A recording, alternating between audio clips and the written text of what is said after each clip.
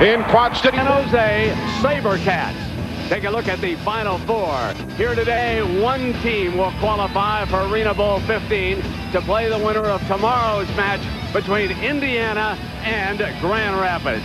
Well, good afternoon and welcome everybody. Along with Lynn Swan and Gary Danielson, I'm Brent Musburger. Nice to have you along with us. What a growing product this has suddenly become. The 15th year. And just listen to some of the football celebrities who are becoming attached financially.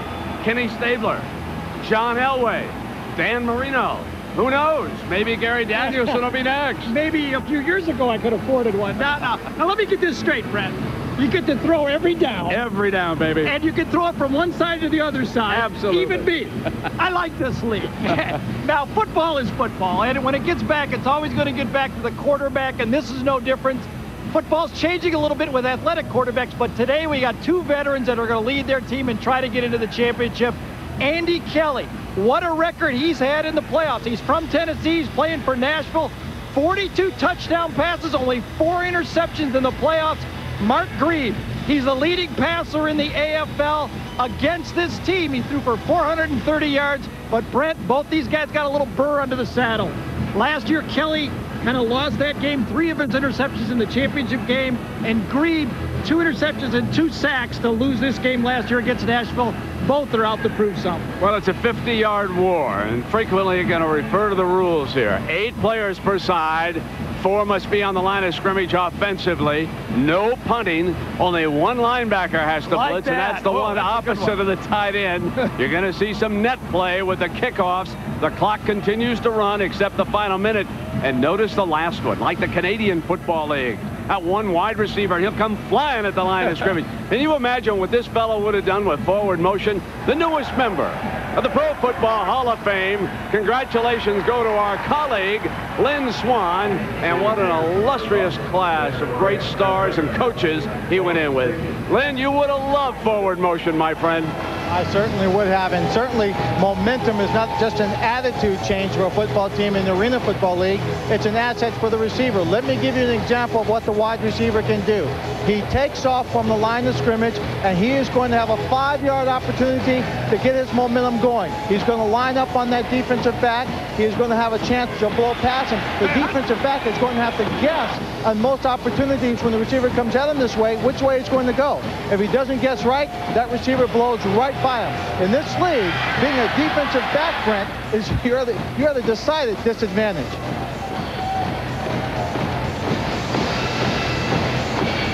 I think in any league, the defensive back has a decided disadvantage. But in this league, maybe even more, although they don't get too mad at you when they score because they know there's going to be a lot of scoring.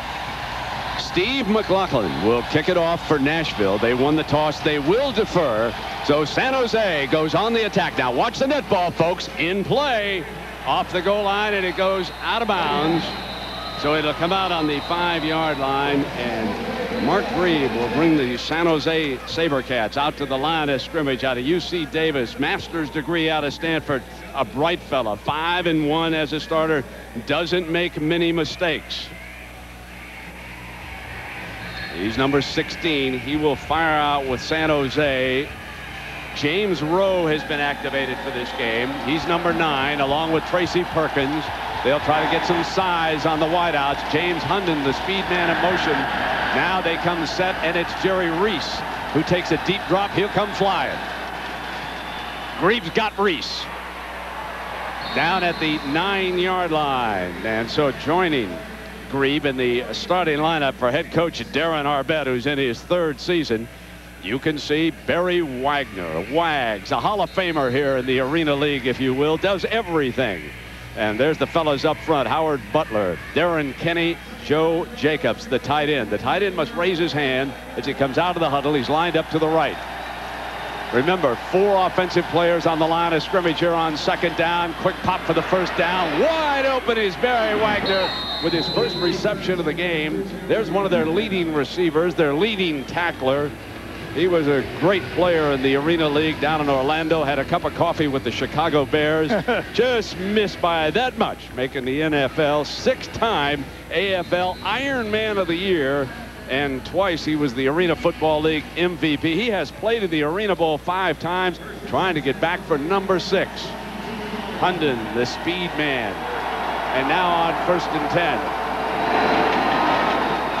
They put Reese back in motion again. Reeves got time. Reese incomplete in the end zone. Coverage by Cliff Green. Cliff Green, great job that time because he had Reese one-on-one that time.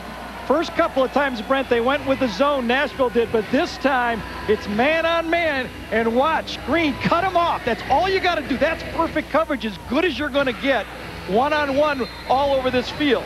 That's a former San Jose player, Green, and Darren Arbed and the San Jose coaches said they were going to attack him, not because of his skill, but because of his size. He's only 5'8" out of Tennessee State. Now on 2nd down and 10. Here's Hunden flying down. High overthrow, and it's now 3rd down. And again, it was Green and Hunden, a fellow that Dick Vermeil and the Chiefs are interested in talking to as soon as the Arena League season ends. He's the speed merchant on this team. He's out of Portland State. He's a rookie, played in the Big Sky Conference. Reeve with the call from the sideline now from the offensive coordinator, Terry Malley, who happens to be the general manager at San Jose. And this is your 3rd down play. Wagner is off to the right. Reese again drops back as the motion wide. Comes flying on snap. Reeve is taken down hard by Travis Reese, the rookie out of Michigan State. Remember now, there's no punting. They can either try a long field goal or go for the 1st down. There'll be no punt in the Arena League. James Barron inside. The big nose tackle did just enough, number 95, right there to take some extra blocking and open up that gash for Reese to come inside. The fullback rush linebacker makes the play. Here comes the field goal attempt. It'll be Darren Alcorn. He's kind of a small fellow, folks, only about 260 pounds for a field goal kicker out of Akron. Dutton is the holder. He's the backup quarterback. Here comes the field goal try. It's 45 yards. Right between the nets, it's perfect, and San Jose scores on its first possession, but they have to be a little bit disappointed. High marks go to the Nashville defense, holding them to that field goal here on their first series, and Purdue has to be happy. Yeah, C.J. McClain that time, you're only allowed to rush 4 people on the field goal, just like the pass rush situation. Almost got in there, but, you know, nice job, 45 yards, and that's only a 9-foot area to kick that field goal in, so that's good. But, you know, Brent, once Grebe missed the wide-open throw on 2nd down, all of a sudden it turned. Now here's Sperduto on trying to run here today. He comes to run, and this is what he had to say. We pride ourselves on defense and playing physical football, so we're going to run the football, and we're going to try to run the football, and we're going to keep trying to run the football until we have some success. And the fellow who put San Jose ahead with that field goal, Alcorn will kick it off from the goal line, remember. So it's 58 yards into that net, but it is indoor. And there is Ron Carpenter, who played with the St. Louis Rams the year that they won the Super Bowl. He's a defensive back out of Miami. He's a fine player.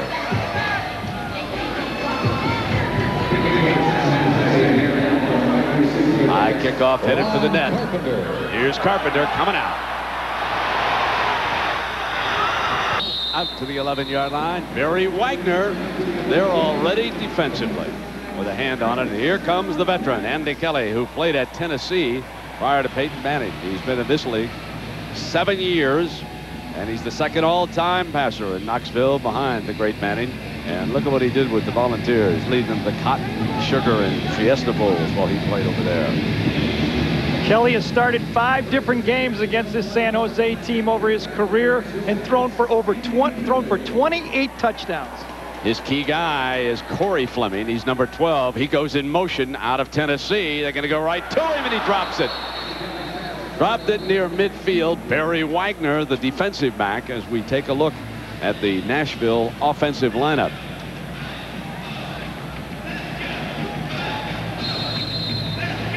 Sperduto, the head coach. He was also a player in this league. Darrell Hammond will be out there with Fleming, and Tyrone Jones.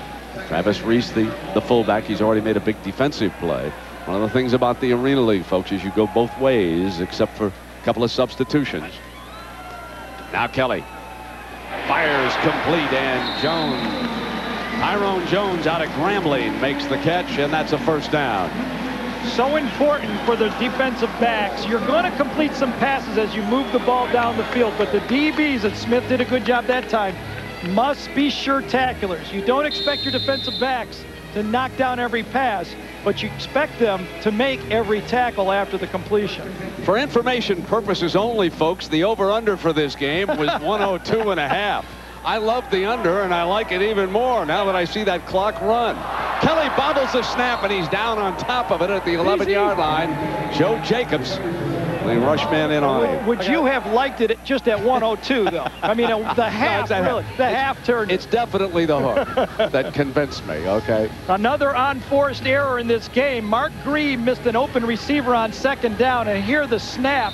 Kelly pointing to himself, saying it was his fault. Just took his eye off the snap, took it for granted, trying to get his eyes downfield, and there's a behind the down and distance, second and long.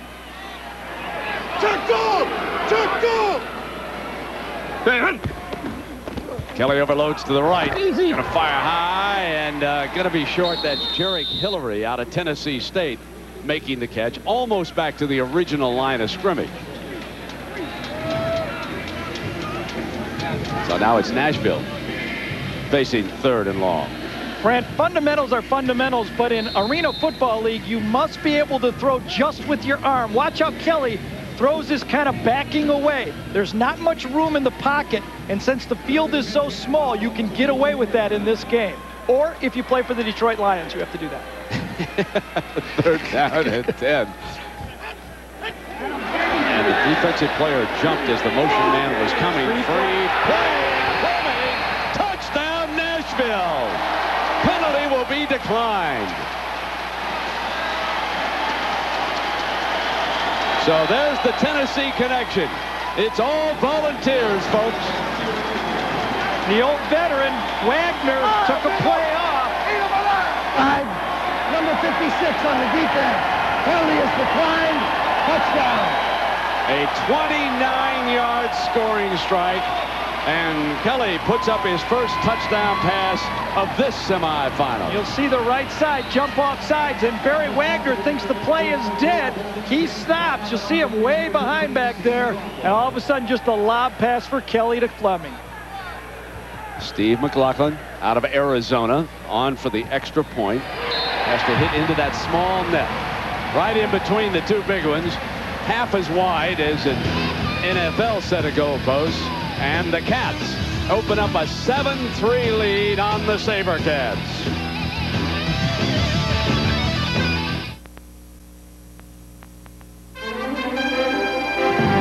ABC Sports coverage of this Arena Football League semifinal playoff game brought to you by Ford F-Series. The best-selling trucks are built Ford tough.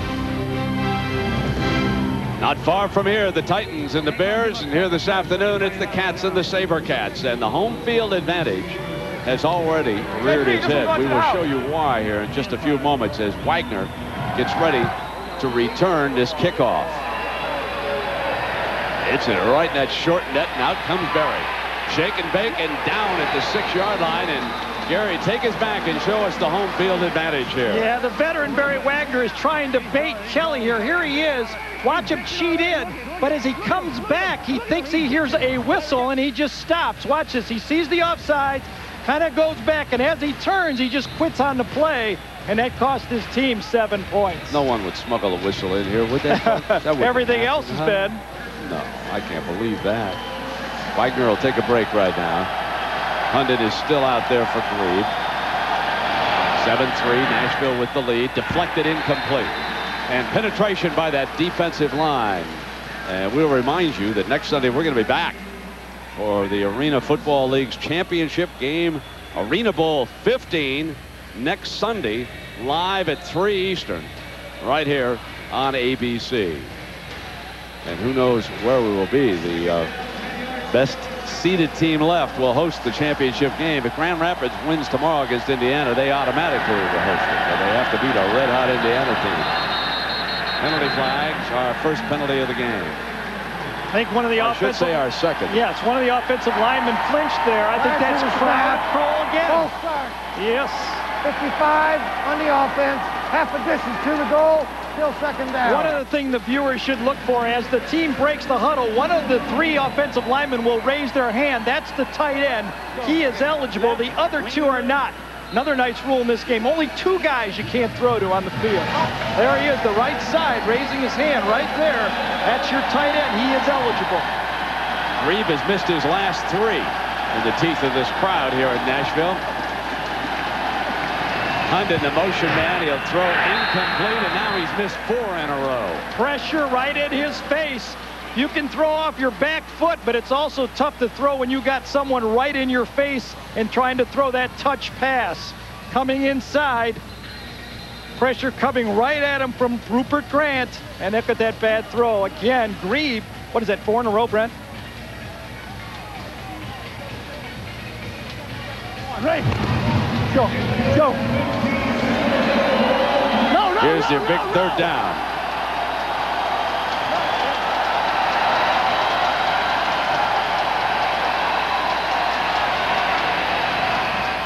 Reese has got it. First down. So Grieb and Reese bail San Jose out on a third down pass out of the end zone, and there was good pressure by Nashville that time. Not so many sacks matter in this league. 50, 595 on 2-on-2. Ready? Tank. 50 is a 5-step drop, and then he runs a 5.95 as the routes by the 3 eligible receivers.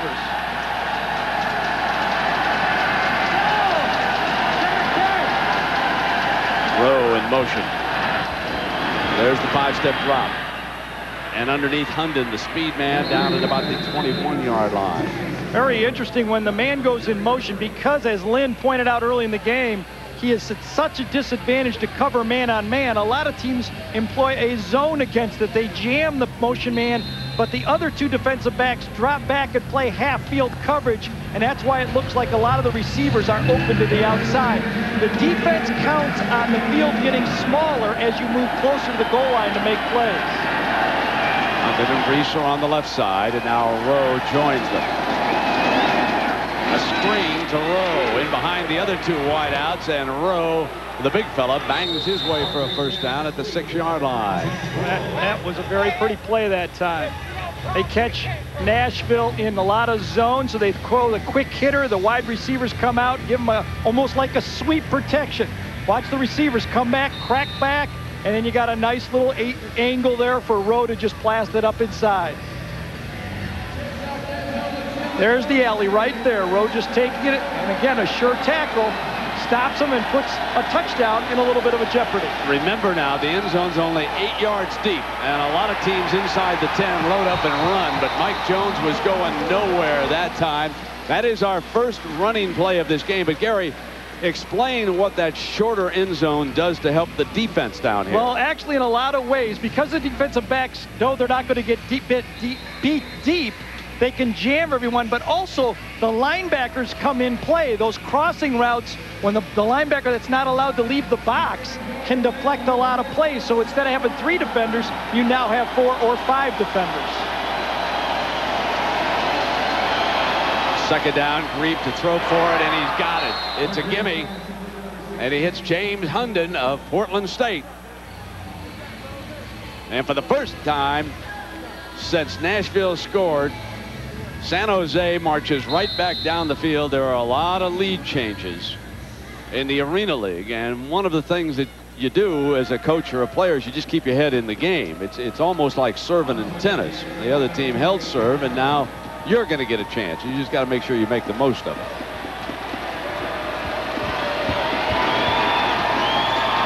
From behind Alcorn, there's no outside rush. If it looks a little strange to you folks watching this game, you are not allowed to rush extra points or field goals outside. You have to come right straight ahead, so they jam it with blockers in the middle.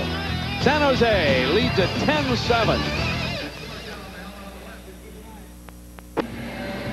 San Jose head coach Darren Arbett telling us yesterday he wants to play this game in the 60s. He doesn't think that Nashville can stick with him if they get it down in the 40s or 50s.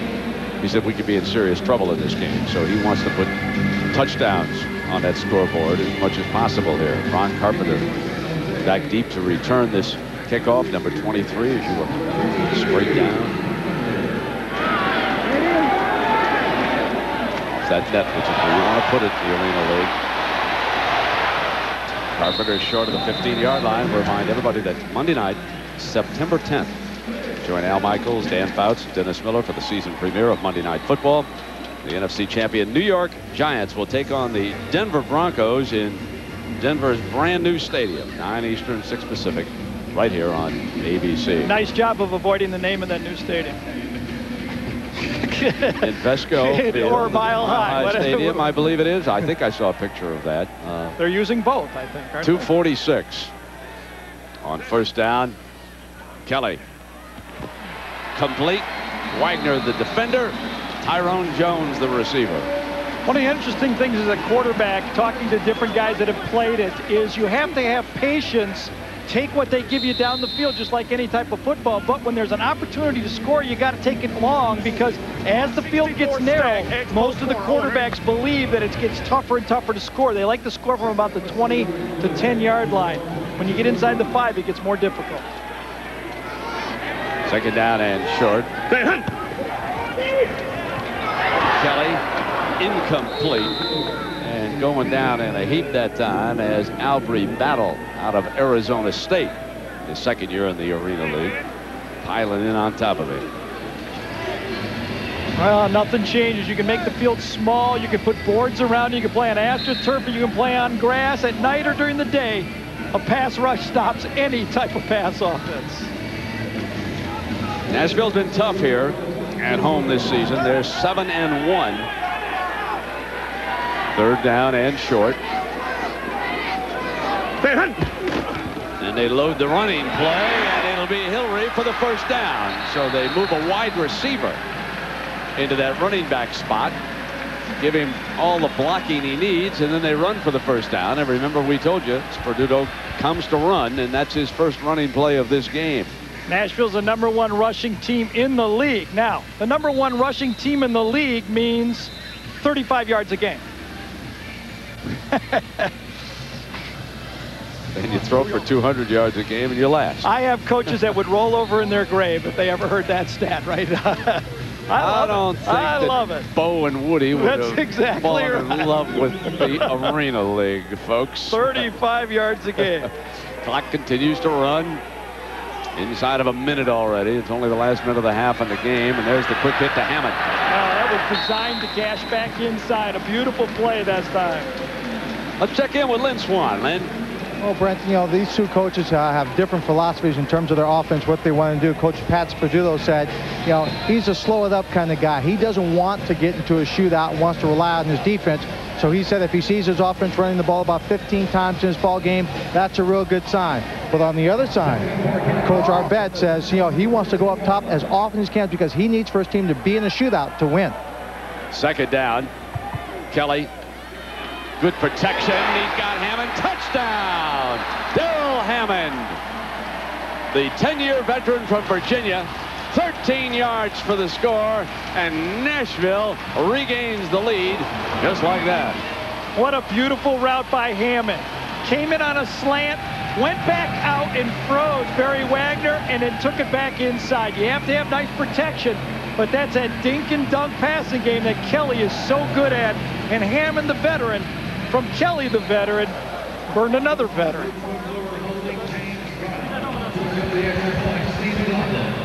McLaughlin attempting the extra point.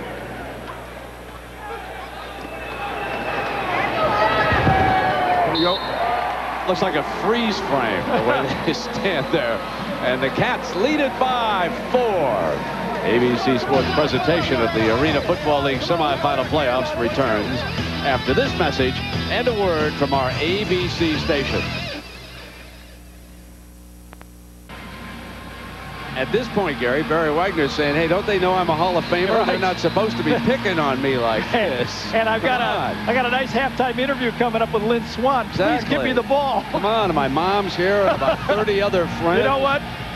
pro sports are cruel. Oh, no matter how you do it. If they isolate you, they find you got a weakness, here they come, time after time. All right, Barry, let's see what Wags can do. Down at the 10. You know, let's go back in this rivalry. We told you that Nashville eliminated San Jose in the playoffs, but then they met earlier this year out west. It was tied at 51 to start overtime, and the Sabrecats scored on a pass from Grieve to Shalon Baker out of the University of Montana. Then Nashville followed with a TD from Kelly to Darrell Hammond. They went for 2 in the outright win. Incomplete. And a measure of revenge, 58-57 in overtime. That was back in June. Sperduto with a 4-point lead here at home, 14-10. Reeve, the quarterback. Pulls back. Looks for Reese, who curled back underneath. The defender slips, and he crosses midfield for a San Jose first down. That was C.J. McClain of Arkansas making the defensive play. 2 touchdowns last week in their big win against Arizona. You know what, Brent? After watching these guys handle the ball, what I think becomes a... How do you get used to the water when you go swimming? You get in, right? These guys are used to catching the ball because they throw it all the time. They're so comfortable catching the ball. I think they may be more comfortable than a lot of college receivers I see because they do it all the time. The speed guys coming in motion to the left. Let's see if Grieve can find him. Hundon's got it inside the 10-yard line. Went to work on Cliff Green. Remember, Green's only 5'8", and you send someone 6'1" out against him. He's got a size advantage, and they've been picking on Green. It's a game of matchups. Yeah, XFL player, big speed guy. Ebert talked about him. You know, really, really tough to stop these guys. Unless you got boards, you can stop them against the boards. Now, folks, in case you don't watch a lot of it, it is padded. Okay. Yeah. Nevertheless, it doesn't move very far when you hit it. First down for Grieve. Got a man open. Hundon got it. Touchdown. James Hundon, the rookie from Portland State. Boy, that's a way to impress Dick Vermeil and the Chiefs. Go in and make plays like that. Carl Peterson will be calling tonight, and or I should say maybe after next Sunday. We'll have to wait and see what happens. Halftime, if it keeps up like this. That time Nashville was expecting a pick pass out to the flat. They went to a combo, and it got confused just like the last touchdown they gave up. That was a bit quick, I think, for any defense to give up. Darren Alcorn played collegiately at Akron. You can see the freeze. He pulled this one to the left. Off the net, it's in play, folks. The defense can score a couple of points as it fumbled out of bounds. And now penalty flags come flying all over the place. Now, is that point huge? Huge. It's huge. Even though they're going to score 100, that point is huge.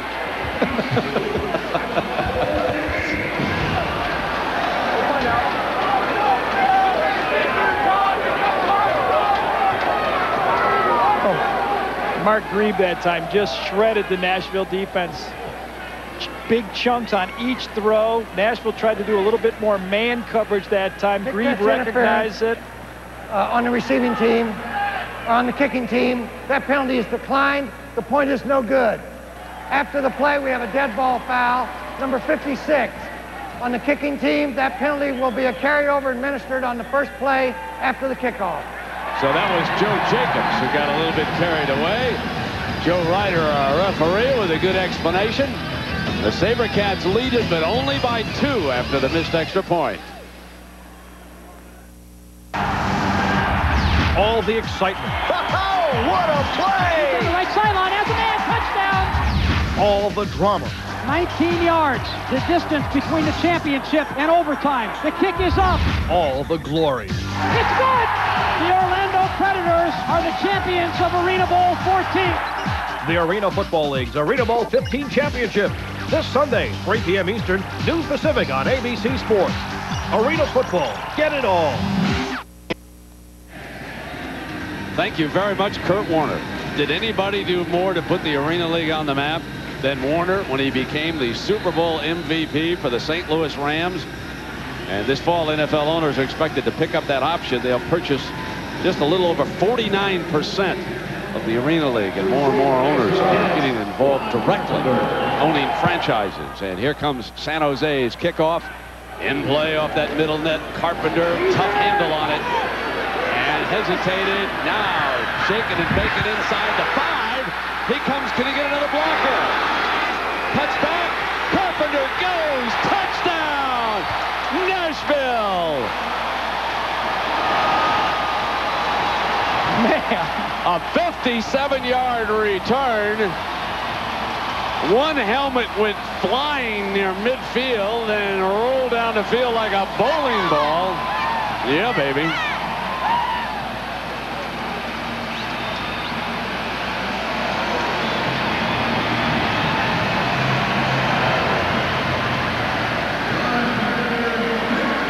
Carpenter had a kickoff return against these guys back in June when they played, and he comes back and haunts them again.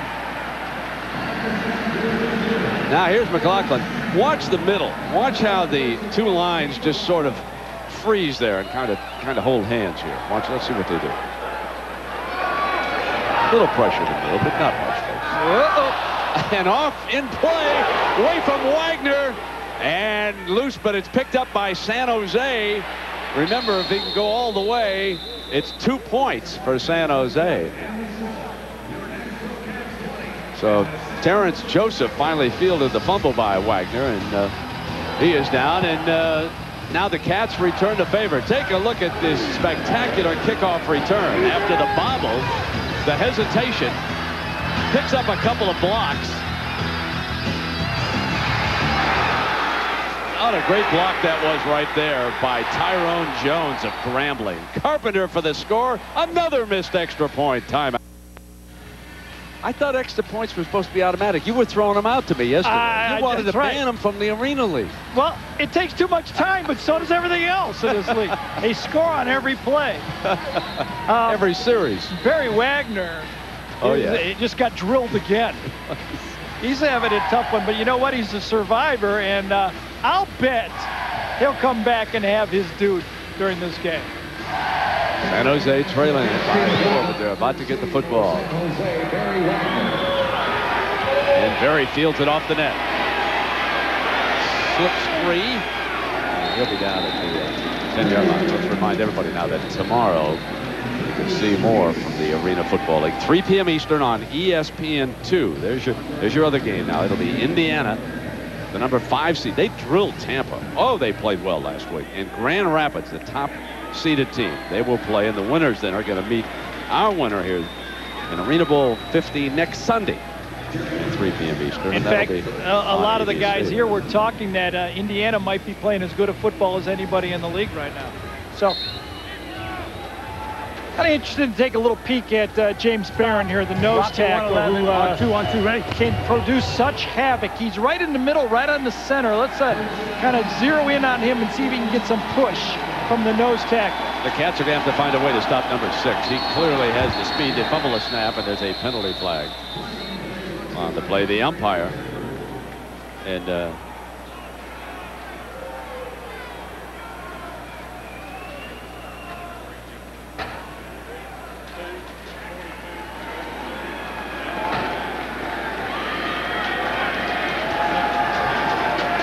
Full start, number 56. On the offense, half the distance to the goal, still first down. That's Joe Jacobs again, and let's check in with Lynn Swan. Brent, we're talking about James Barron, and he is a true defensive attitude. We talked about this game, and we talk about offense so much of the time. He said he still believes defense wins these football games, and he said our defensive goal for this game is to hold below 35. And if we keep below 35, he says, we've got this game in the bag. 10.5 minutes to go in the second quarter. Sabrecats have a deflected pass that time as C.J. McLean out of Arkansas, a rookie. He's 6'4", and they couldn't throw over him. Right, and that is one of the real defensive plays that the pass rush can't get to the passer, but when teams try to throw the ball short, the quarterbacks must throw the ball through the lanes and not over the lanes. There's just not enough rooms. Number 40, look at that. He does not pass. He actually drifts off, which he is not allowed to do. You can't drift in the league. You got to stay at the line of scrimmage.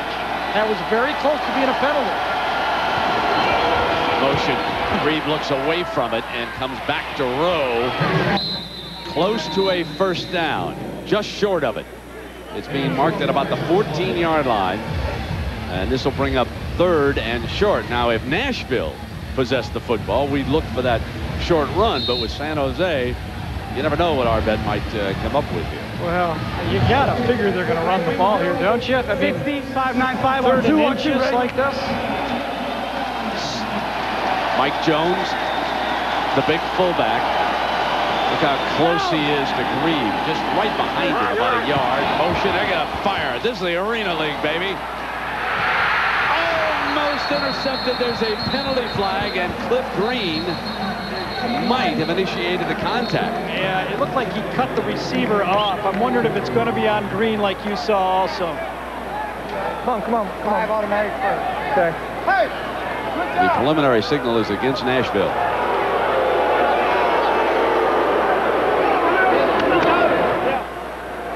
Green's going to read the route, cuts him off, and jams him downfield. Good call downfield. Illegal contact, number 2 on the defense. 5 yards, automatic first down. And Sperduto said good job, because you might as well try to get away with it, since it's hard to cover anybody anyway. If he beats you on that move, that's 6 points. Exactly. You give up 5 yards. 9-4-4 on one. Right. Why not? Snap early. It really looks like San Jose's receivers, they've got a lot of different weapons to throw to out here. This is Reese in motion for Grieve this time. Good pocket. Grieve stepped up into it. Rowe, the receiver. He's inside the 15-yard line. And credit that offensive line that time for allowing Grieve to have a couple of extra seconds. You can count on about no more than 3 of them. No inside push this time. No one allows Grieve to step up in the pocket, and that no one can stop that type of time in this league. When you don't get the pressure up the middle, if Barron doesn't get the push, number 95, 8 read bubble on one. Right. You're in trouble in the secondary. San Jose trailing it by 4, 20-16. Remember, the clock continues to run until the last minute. You may have stoppages. Play fake, Grieve. The fire to Rowe. Touchdown, San Jose. As Rowe goes airborne.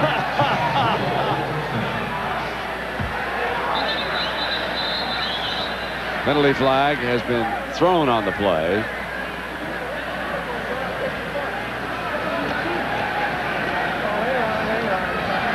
Ryder sorts it out with his crew. Back judge made the call. So San Jose regains the lead. Penalty is declined. Touchdown.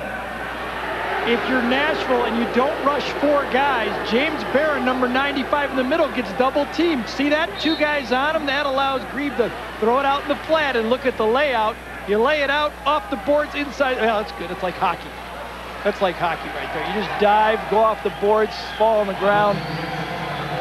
Now, remember, they missed the last extra point, but not this one. Alcorn is good.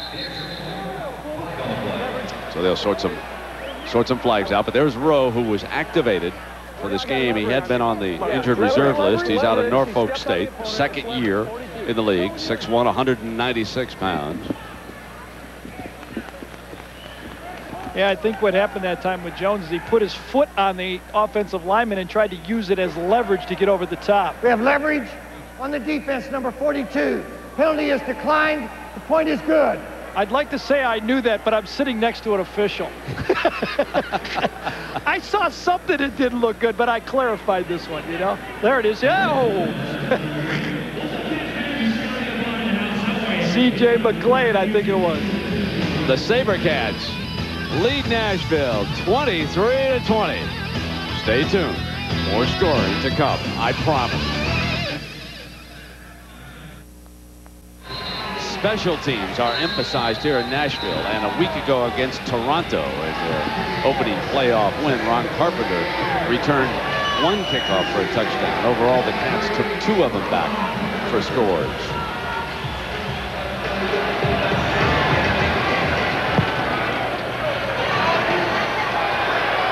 Here's the net in play. High bounce this time to Carpenter. Wagner is double teamed. Carpenter dances free again. And shoved out of bounds at the 17-yard line. And a reminder that tomorrow, ABC will bring you great auto racing action. Buddy Lazier tries to become the first Indy racing driver to win 4 events in a season. Don't miss the Kentucky Indy 300 tomorrow live at 1:30 Eastern, right here on ABC.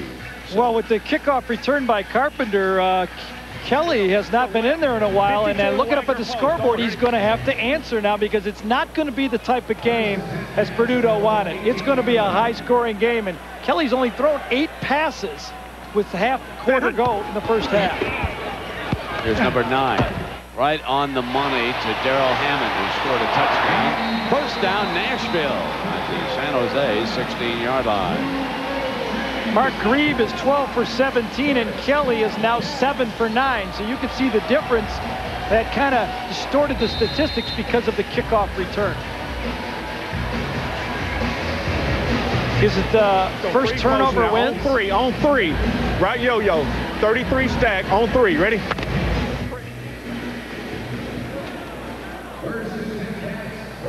Three-step drop. Real quick pass here. With the signal call, Kelly paid a price. San Jose jumps across the line. That's where that motion, the fake motion, helps the quarterback that time. Everybody out of the corner of their eye for San Jose is looking at the motion man. Snap offsides. Number 99 on the defense. 5 yards, still first down. The motion man comes up and stops, and you go on a long count, and that draws everybody out. Watch this. Stop. And then look at that. Everybody can peek.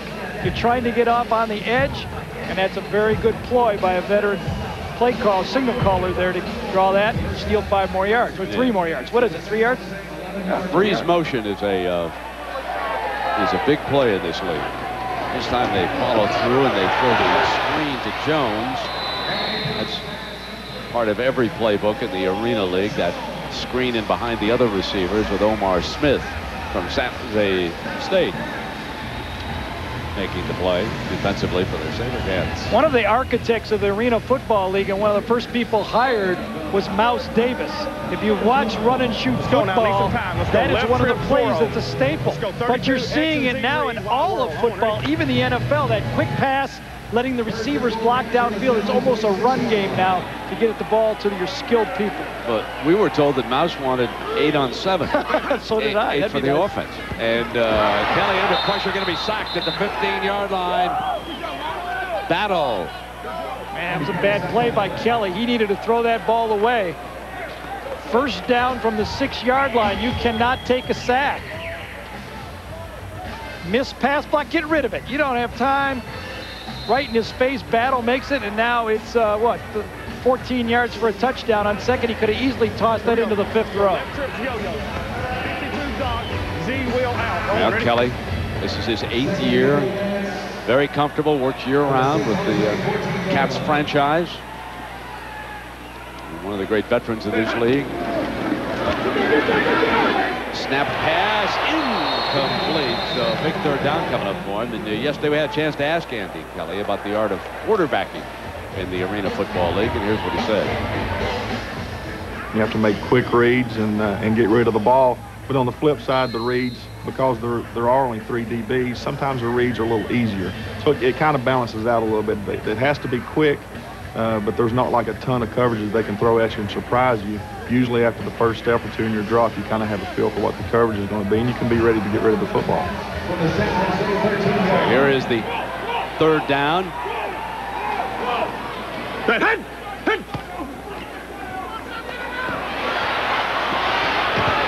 Kelly throws across to the open man, and he caught it on his back for a touchdown. Oh, my. Great catch by Tyrone Jones. Penalty flag thrown. So Jones, flat on his back, caught the pass for a touchdown, and you can see by the way they're celebrating that this penalty is against the defense. That was a great play by Kelly. Instead of scrambling and running and actually hurting his team. Number 8 on the defense. Penalty is declined. Touchdown. He buys just enough time. And one of the things that's really different in this league is you can use the whole field. Everyone is eligible. And guess who peeked inside again, trying to make a play? Barry Wagner. It was his zone out there. ended up being just leaning in too far. Steve McLaughlin, fourth year out of Arizona. And he adds the Nashville extra point.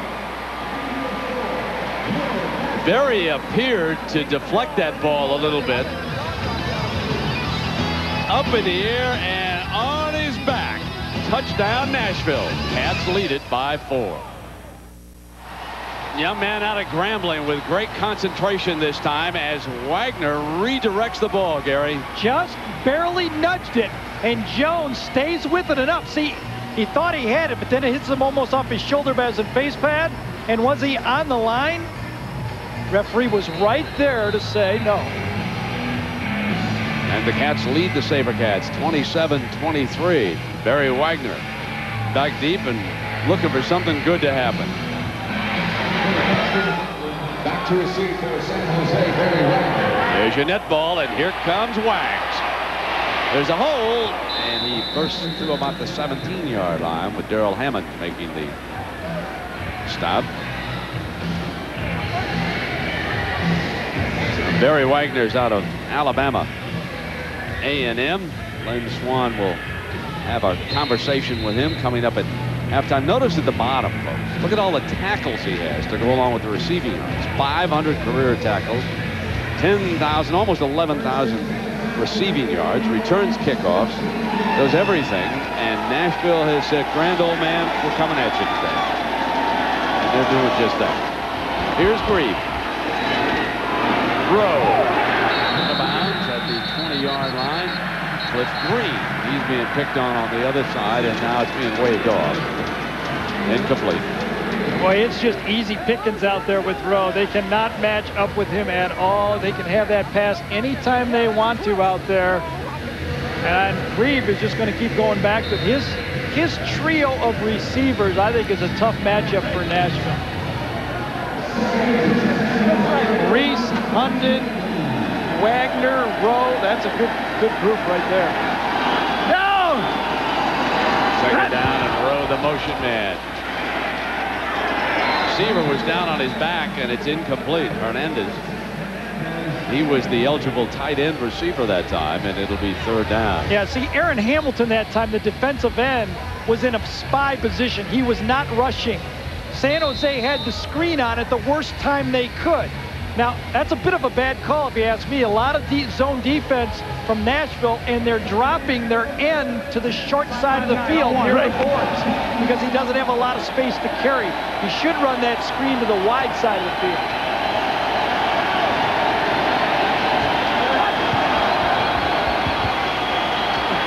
Third down, and he won't. Yes, he'll get it off. And it's caught by Rowe. Oh, my. Touchdown.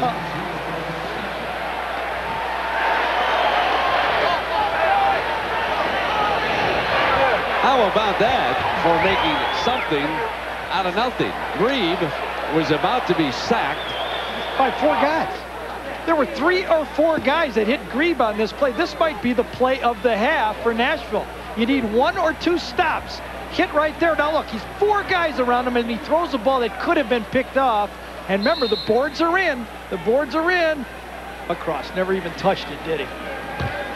Oh, Cliff Green let the receiver get completely behind him. Went for the pickoff. He falls asleep on it. Yep.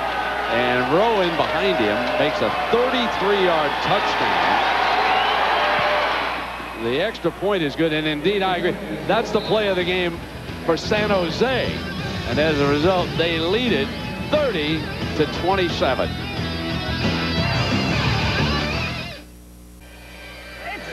Well, Pat Sperduto's Cats with an opportunity for a defensive stop. You're going to get yours. And they come up short and instead allow a touchdown here. And we've had 57 points scored already. Now we come to the final minute. And there'll be the normal stoppages, not only NFL stoppages, but also college on a first down. The clock will stop here on the final minute. Carpenter looking for another good return. Each team also has 3 timeouts, so this last minute could be like an NBA game. That's where you just came from doing NBA, so you'll be all right. Absolutely. Unless we see Shaq on the free throw line. Off the bar, Carpenter, and he won't go anywhere. Great kick off that bar, and coverage by San Jose, and it will be first down with 57 ticks of the clock. Yofale, who played collegiately at BYU, and also with the training camp with the Dallas Cowboys, probably would have made that team, except for an injury. And, he's become a good Arena Football League player. You are right about the fact, Brent, when you talked about you just got to keep your head down and keep playing in this league. If you got to kind of forget your history of playing football. When you get down when a lot of teams scores points, you just got to keep playing, look up at the end of the game, and find out what the score is. Now Andy Kelly. There's the quick pop to Fleming. And Fleming makes his way for a Nashville first down, and that will stop the clock with 55 seconds. The offensive coordinator is Marty Lowe. Is on the field. Kelly can go right over there, get the play, and run back. Lowe played at Louisville. He's been in this league for a while now, and offensive coordinator calls the plays for the Nashville Cats. I was going to say, Gary, that a minute can last an eternity. Yeah, in the it's NBA. That's NBA type basketball on grass here, right? Yeah, absolutely. And penalty flag thrown. Kelly going long, and it was incomplete. But there was a penalty flag, and the left defensive rushman appeared to jump across. Let's see. Okay. I didn't see the flags. I just threw it away. Number 55 on the defense. 5 yards, repeat first down. That's San Hernandez out of Sonoma State. Unless I say something to you. But be ready if we got a backside 9 something, and I think it's going to be zone. And go 53 bench X hash. Actually go 50. Let's go right flex up down. 52 bench X hash. On, ready? Need it now.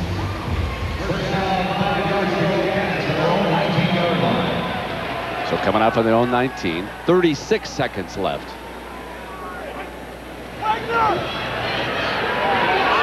Going for 6 to Fleming.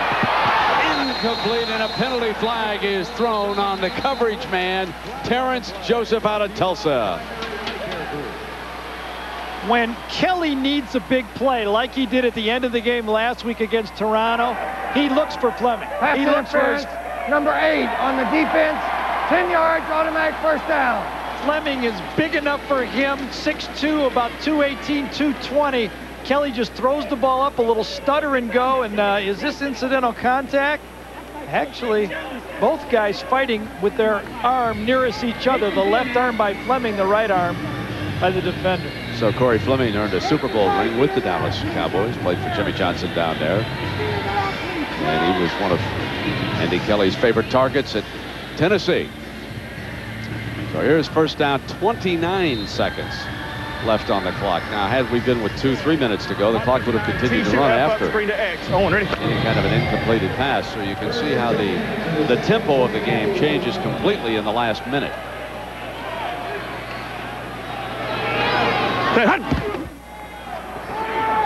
Deflected in, complete, and it was good defensive play.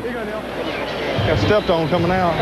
Again, trying to get the ball to the fullback, and the pass rush has to knock it down. Go right yo-yo to the coach. and go 50. Go 52 Doc Z-Dig.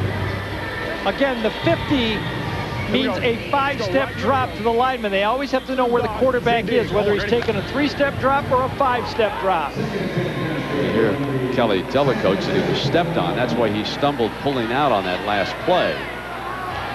Second down with 26 seconds. This time he comes clean. End zone incomplete, as on the cut, Hillary slipped inside the 5-yard line. Yeah, Harvey got it. Remember Harvey? He called Doc Z-Dig. What's called? He was looking for somebody to throw a flag at. There wasn't anybody within 10 yards. That's been working for their drive so far, the flag. All right, just go right yo-yo and go 53 stack Y post. All right. Yo-yo means the Y receiver is going to go in motion. The inside slot receiver will go in motion. Yo-yo. Y. There he is, number 6. To the post. Tyrone Jones. On third down. Comes back away from it, incomplete. Hillary, the intended receiver, and it is 4th down and 16 seconds left on the clock. Yeah, Jerry Reese. For the tie. Jerry Reese knocked that ball down. He is a linebacker, and what Kelly is saying, it's impossible for him to knock that ball down without coming outside of the box. That's the linebacker that is designated to stay in the box, a 5-yard imaginary circle, and Kelly is saying there's no way he can do it. He doesn't have long enough arms.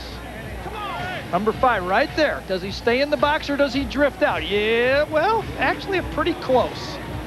One of those hairline calls that we all argue about afterwards. Pisses me off. Forget it, Let's wait till halftime because it's not good. Our quarterback was out of the box? Quarterback drifted. You said our quarterback was out. You said it, right? I'll say it now. Yes, he was. That's fair. If you said that, that's a good call. I didn't know what he was talking about. I saw 5 out there. If you're calling him out of the box, then that's a good call. I'll accept that. Now, Sperduto did a good job right there, Lynn. He's working for the next call. Isn't he supposed to throw the flag anyways, though?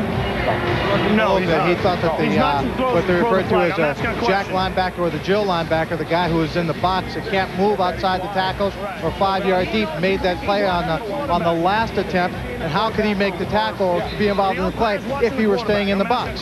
He's just not fast enough to get there. Okay, all right. That's okay. Here's 4th down now. I'm trying to learn the game, I guess. The holder is James Brown, also a quarterback. They set up for the field goal unit with Steve McLaughlin. Sabrecats lead it by 3, 16 seconds. That's a lot of time for San Jose, too. On its way and off the iron into Barry Wagner's hands. And Wagner brings it out near the 20-yard line. 4 ticks of the clock left here for San Jose. They lead it by 3 as McLaughlin's attempt to tie the game hits the iron. Shouldn't San Jose go for a field goal now? That's what I'd do. Well, here's Dutton. Yeah. Alcorn's on the field. So now with 4 seconds to go, they'll try to turn their 3-point lead into a 6-point advantage here. Don't think I recall back-to-back field goals too many times in my career.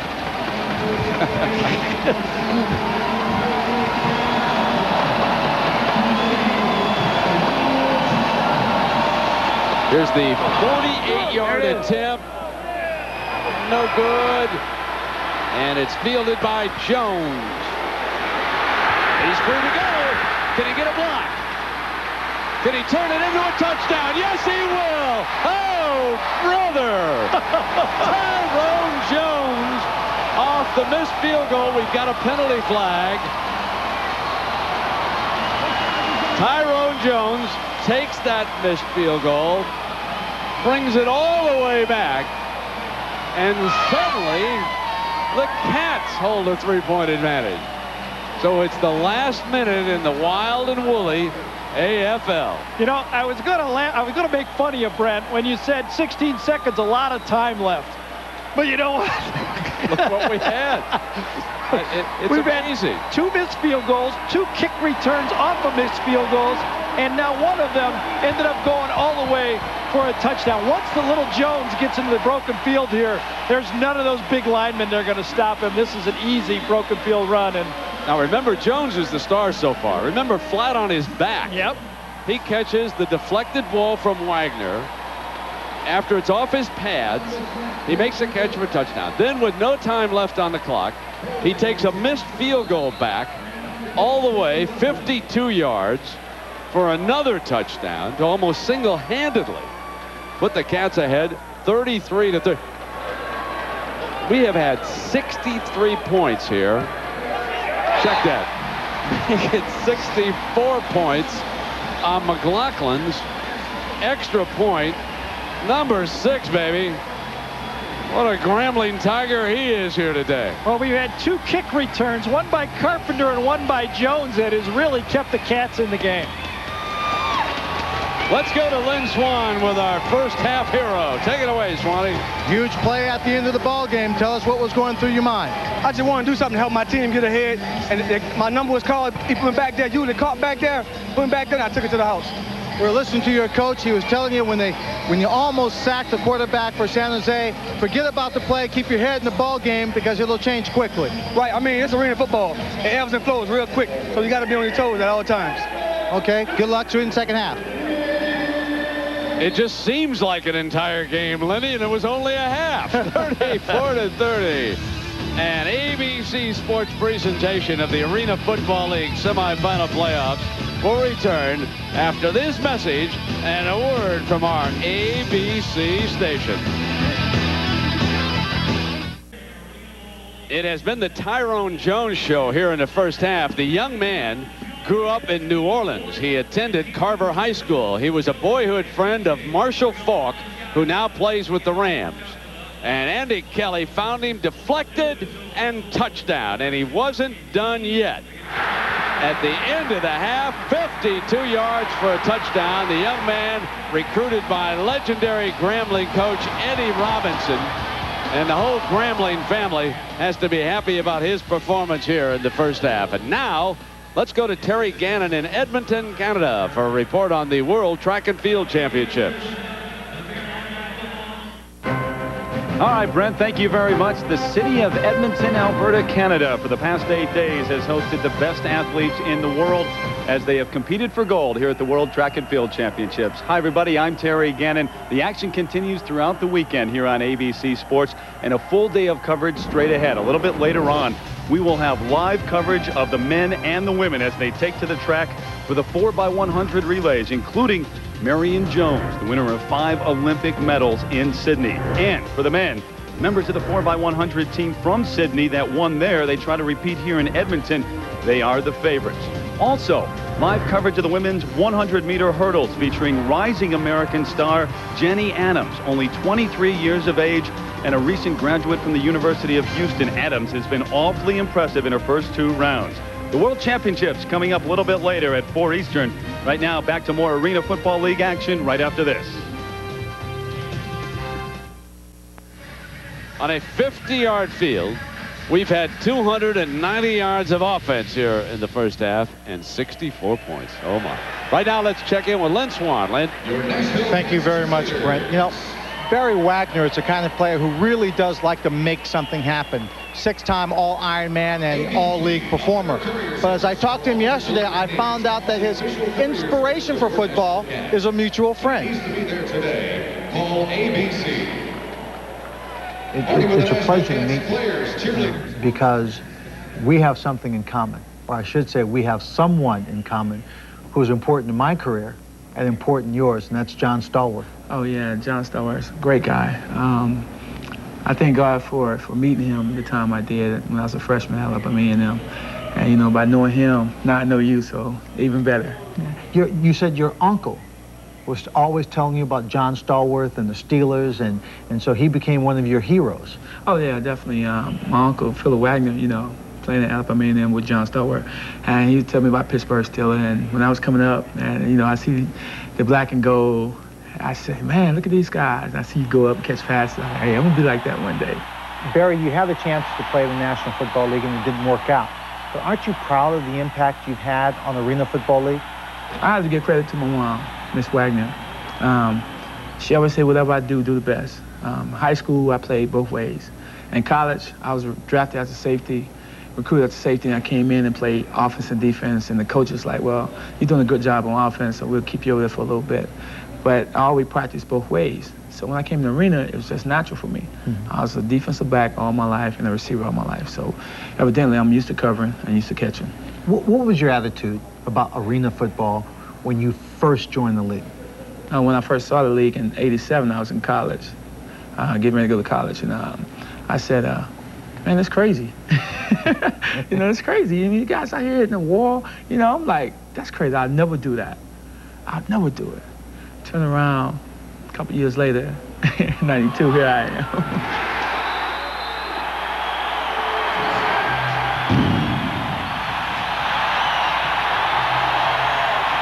You got a little wiggle when you get out there and you do well? Tell me about that. Oh, everybody called it a shake. It's never been named that. They called it Wags, because last name Wagner, everybody called me Wags. It's like a dog wags his tail. So instead of me wagging my toe, I wag my whole body. Today, but at Alabama A&M, Wagner broke many of the school records which were held by former Pittsburgh Steeler John Stallworth. So it's 34-30, and Wags needs something to shake and bake about here in the second half, because Nashville leads San Jose. Back after this message and a word from our ABC station.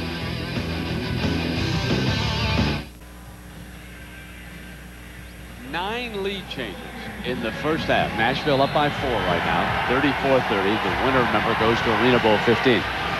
You know, Gary, obviously I like the action and the enthusiasm and everything, but you as an ex-player, what are the things that you really like about the arena? You know what I like, Brendan, is the skill level of these players, especially the receivers.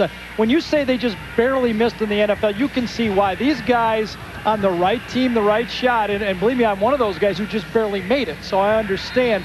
That's the closest you have to real football, are those skill guys, and I think you can see that more and more college teams are throwing the ball because these guys are really skilled out here. Another point Gary made was that they seem to be having a lot of fun playing this brand of football. I think so, and I think that's how we all grew up playing football, in the backyard, in the side lot, you know, between cars, throwing the ball around.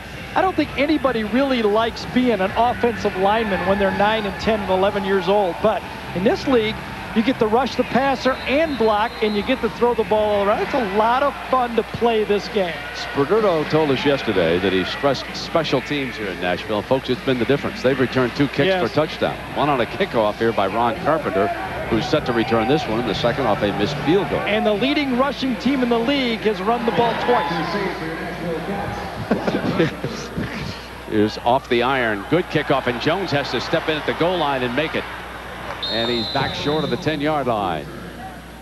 So let's take a look at the first half stats. The stats man, like George Hill, he needs a calculator to stay up with what's going on here. By the time you get a card, it's old. You can rip it up. Now we get cards to tell us what some of the stats are, but they go so fast.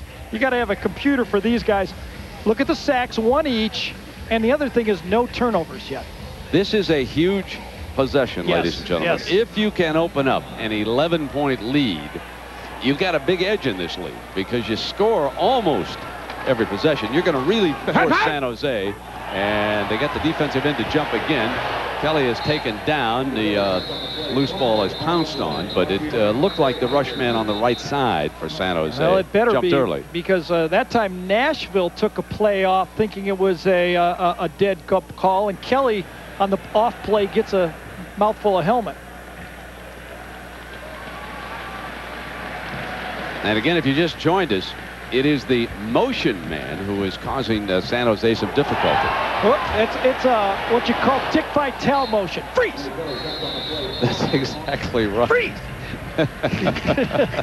Called freeze motion. That's Dick Vitale motion is what we call it in this league. Those of you who aren't also Hoops fans, that's the voice of college basketball on ESPN. And if you don't know him, he'll be at your home tonight. There's more people that know Dick Vitale than George Bush. First down at 5. There comes the running play, and a good cutback, powerful looking run by Travis Reese. So there's the power game of Nashville. And Coach told us one of the things he likes about the running game is that you use these defensive linemen to play both ways, and they love the attack like they do right here. Yeah, Travis Reese is a monster in this league. Couple years, 3 years in the NFL with the Detroit Lions, played special teams out of Michigan State, and he's a solid rush linebacker and great blocking fullback. Here comes Jones. Kelly has it almost intercepted as Jerry Reese out of San Jose State made a perfect read as Kelly was trying to look off the defender that time, and he didn't look Reese off. Reese is that extra linebacker in the box right there that reads this play. Oh, very fortunate. Could have been the first turnover of the game. Kelly baited the defense to the right side and just turned it automatically through without even looking, and Reese had his assignment and was right there. Second down. Jones again in motion. Kelly has Hilary. First touchdown. And this tackle, Barry Wagner came up. Hillary beat him. Hillary was a tailback coming out of Tennessee State. You can see how good he is. Nashville has 3 rushers that are in the top 10 of AFL running statistics of the whole league. When Hillary gets the ball here, he's a guy that can make people like Barry Wagner and defensive backs miss. That's why he's so valuable to throw that short pass with, and why Nashville uses him in the running game. Let's keep an eye on Fleming, number 12. He's off to Kelly's left. They're going to run away from him now. And here's Reese again, banging toward that end zone. He's inside the 5-yard line. A powerful run by the rookie arena leaguer from Michigan State, 6'3", 255. Travis Reese is one of the guys that could definitely play right now in the National Football League. You look for fullbacks who can block and who are great special team players, and Travis Reese is both. And again, they pound this one in and open up an 11-point lead with an extra point, and Nashville will be in control here in the second half.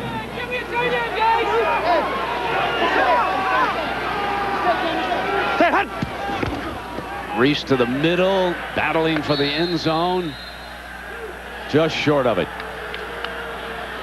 I'll bet Nashville's kind of happy about that. They can take more time off the clock, and they figure they can score on the next down. Keep pounding them! Keep pounding them.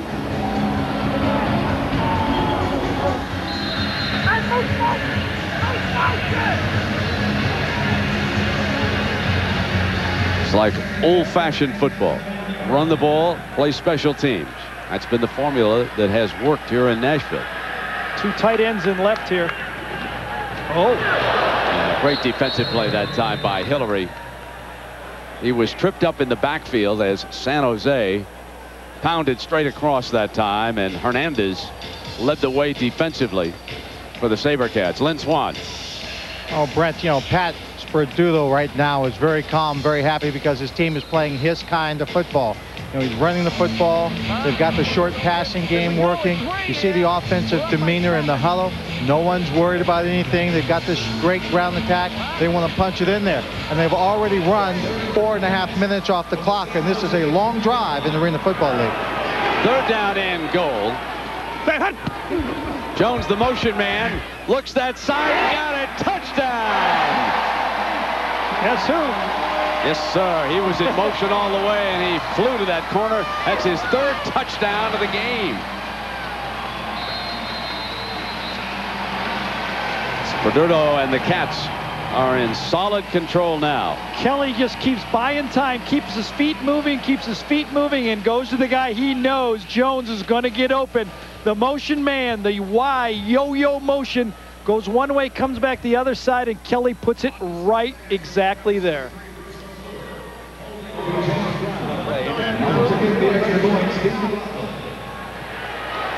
McLaughlin adds the extra point. So San Jose must now dig out of an 11-point hole. 41-30. Nashville and Kelly lead it. All the excitement. Oh, what a play! On the right sideline, has a man, touchdown! All the drama. 19 yards, the distance between the championship and overtime. The kick is up. All the glory. It's good! The Orlando Predators are the champions of Arena Bowl 14. The Arena Football League's Arena Bowl 15 Championship. This Sunday, 3 p.m. Eastern, noon Pacific on ABC Sports. Arena Football. Get it all. Sperduto on the left out of the University of Massachusetts. He went to the Canadian Football League before he joined up with the Tampa Bay Storm, and he played on 3 World Championship teams there, Garrett. Yeah, and Darren Arbett, the coach for San Jose, is not worried. These 2 teams met earlier. San Jose was down by 30 points. They scored in the 4th quarter to tie the game. They were down 37-21 entering the 4th quarter, so they know they can come back. Off the net. Wagner. Strip, strip, strip. And you could hear the coach yelling, strip, strip, strip. The winner of this team goes to Arena Bowl 15, and next Sunday we'll have it for you right here on ABC, live at 3 Eastern. Arena Bowl 15. The winner of this game will play the winner of tomorrow, Grand Rapids against Indiana. Grand Rapids, the top seeded team in the Arena Football League playoffs this year. Well, Green threw for 430 against these guys last time they met, and it's going to take probably that many to win this game again. Wasn't that out in San Jose? Yeah. Reeve is back. Oh, nice catch. And Wagner makes his second catch of the game. Carpenter, the defender.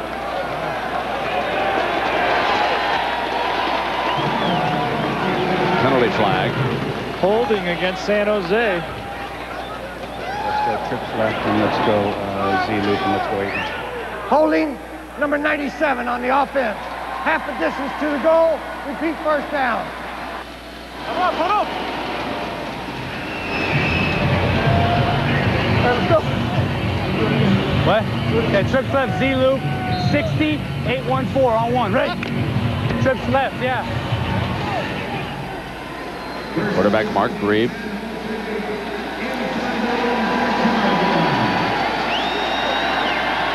Now Jerry Reese sprints over to the right in motion. Grieve looks for him, and he's got him.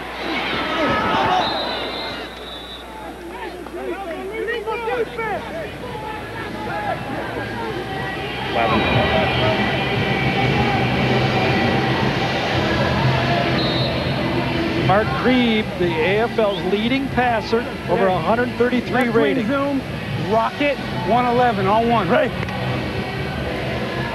Get in there, Mike. You know, this game does have a play clock, Brent, but it's like a 24-second clock. They don't even use it. Grieve in trouble, runs free. And this will be 3rd and short coming up for San Jose. Fine defensive play. Darrell Hammond moving in on the San Jose quarterback. Yeah, but another missed sack, another opportunity for Nashville to kind of put this thing way in their favor. That time, Mike Jones and James Barron, who has not had a big impact on this game, the nose tackle who is so dominant. Here comes Barron, here comes Jones, and they both miss, and Grieve saves it for 3rd and short.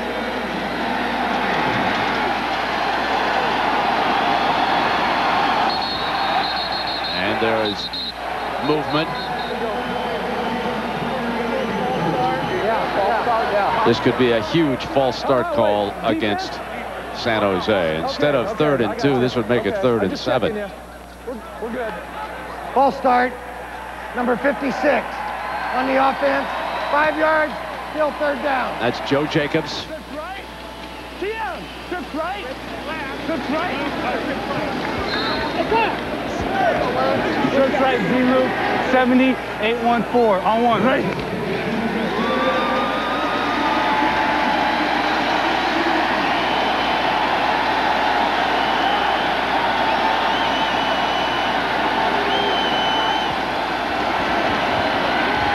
Grieve in trouble. Face mask penalty is called. That's a 1st down. Yeah, they got it. No question. Yep. You could see the head snap as James Barron out of Virginia Tech, one of the leading linemen in the league, came Personal through. Foul, number 95 on the defense. 10 yards, automatic 1st down. Huge play, because that is a stop. There have not been, has there been a stop in this game yet? There's been all field goals. It's the only time there's been a stop, right? That was missed field goals. Right, missed field goals is the only, that would have been a stop right there. Barron comes through, reaches up too high. That's an obvious call. Barron tries to put his hands away quickly, but not quick enough. So that'll move the ball just inside the 25-yard line here on this 50-yard field. More importantly, San Jose gets a 1st down, and that was only the 2nd penalty of the game against Nashville, but it was a big one.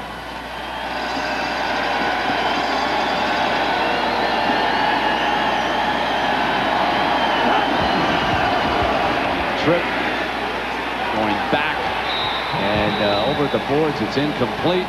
You could see him slip as he pulled back out of the way. And Gary, it looks like the lineman from Nashville are really coming hard down in that pit area right now. Give that trip to James Barron, the nose tackle. His pressure right up the middle is what does it. Forces this throw to the outside, makes it just a bit uncomfortable to catch near the ball for Lunsford makes the play. But look at the pressure inside. That's Barron getting the push and makes Mark Grieve throw the ball a little late, and Lunsford makes the deflection. No! Second down.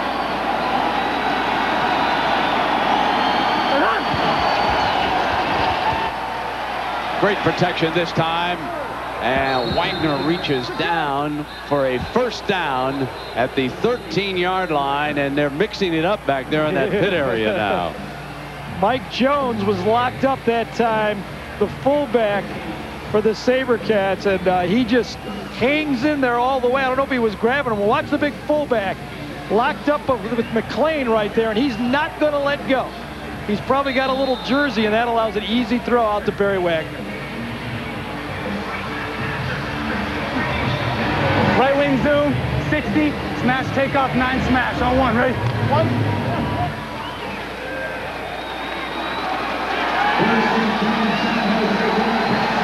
Now the Sabercats with a first down at the 13. Hunden flies past the line and incomplete.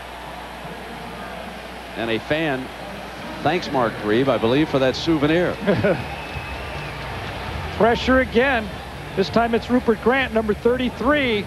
Linebacker blitz. Nobody blocks him. Very unusual to see a missed protection in arena football because there's no stunting allowed. You can't bring any defensive backs, and only one linebacker, the designated linebacker, can blitz. A blown assignment, and you know, I think the 9th man here, this Nashville home crowd, has been a factor. It's like that family's going over to watch the Titans play the Bears after this one's over, and they'll bring a football with them. Here's Grieve going down again. Great defensive play again by Rupert Grant. He's out of Howard. This is his 3rd year in the AFL.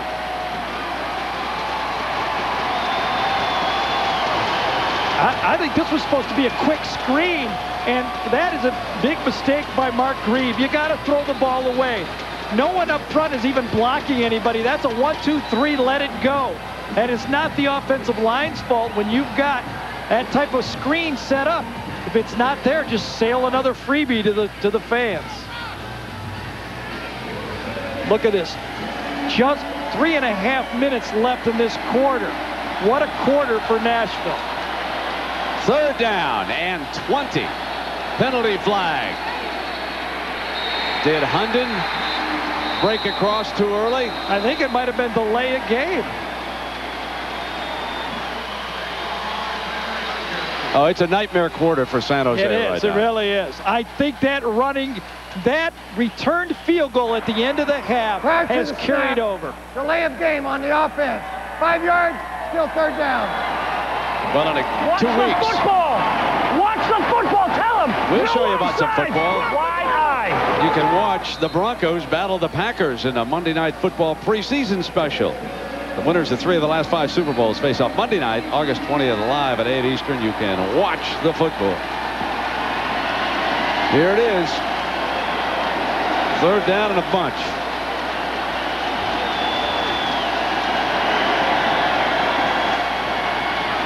Reed goes for it. Deflected, incomplete. Great play by Cliff Green, who has been the target of San Jose all game long. And this time, the youngster out of Tennessee State, only 5'8", comes up big. He's the deep safety, and Jerry Reese is kind of running a wiggle pattern. And because the field is shorter, Green kind of gambles, cuts underneath the route, and then goes up and deflects the ball. Great defense. Darren Alcorn trots on for the field goal.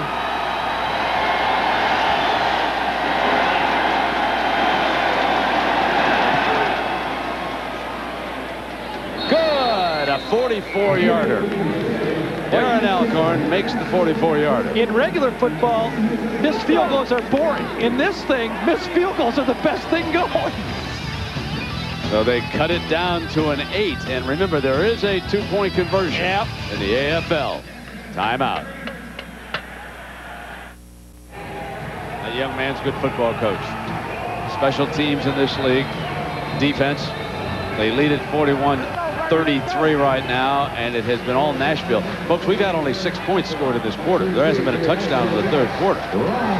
What? Didn't Nashville score over down here? Down here. That's right. You're right.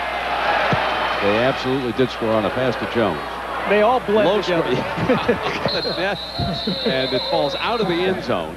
So that comes out on the 5-yard line. Right, but there has been some great defense, and I think that's the main point here. Nashville has really bottled up with some physical football here, and that has called this great San Jose offense some problems.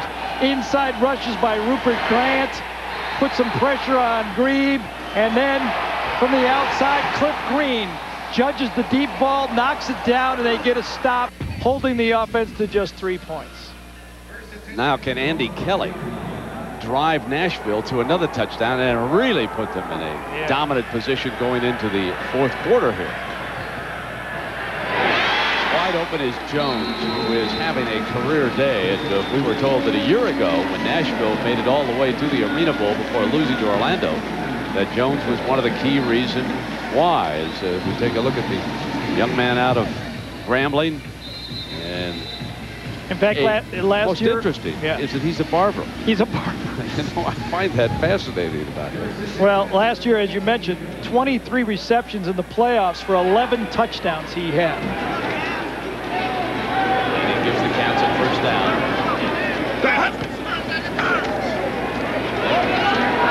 Deep overthrew Jones that time. It was well covered. Perkins was in there defensively. So 11 touchdowns last year and 3 in this game. That's 1 on the deflected pass. Here's number 2 on the missed field goal, where he takes it with no timeout, and then the last one on the first drive of the third quarter. He has so far been really the game breaker that Nashville needed to keep in this football game with a powerful San Jose offense. Oh, he's their MVP, no question about it. As of right now, still a lot of football to go. There's the quick snap to Fleming. Short of the first down. Joseph, the defender for San Jose. Go right yo-yo, okay? And go 53 bingo X slant. See on. You mentioned it. You always have to hold serve, Brent, with the last series here in the quarter. 3rd and long. Right now, San Jose absolutely needs to stop here. Let's go. A turnover would be huge for the Sabrecats. I'll try to prevent the long field goal, which would put Nashville back ahead by 11. They're going to end the quarter. They're going to end the corner. The clock allows them to end the quarter and not run a play. You can hear Kelly telling the linemen, don't move, as he lets it run out. So we come to the final quarter, and we'll have it for you as our presentation of the Arena Football League semifinals returns after this message and a word from our ABC stations.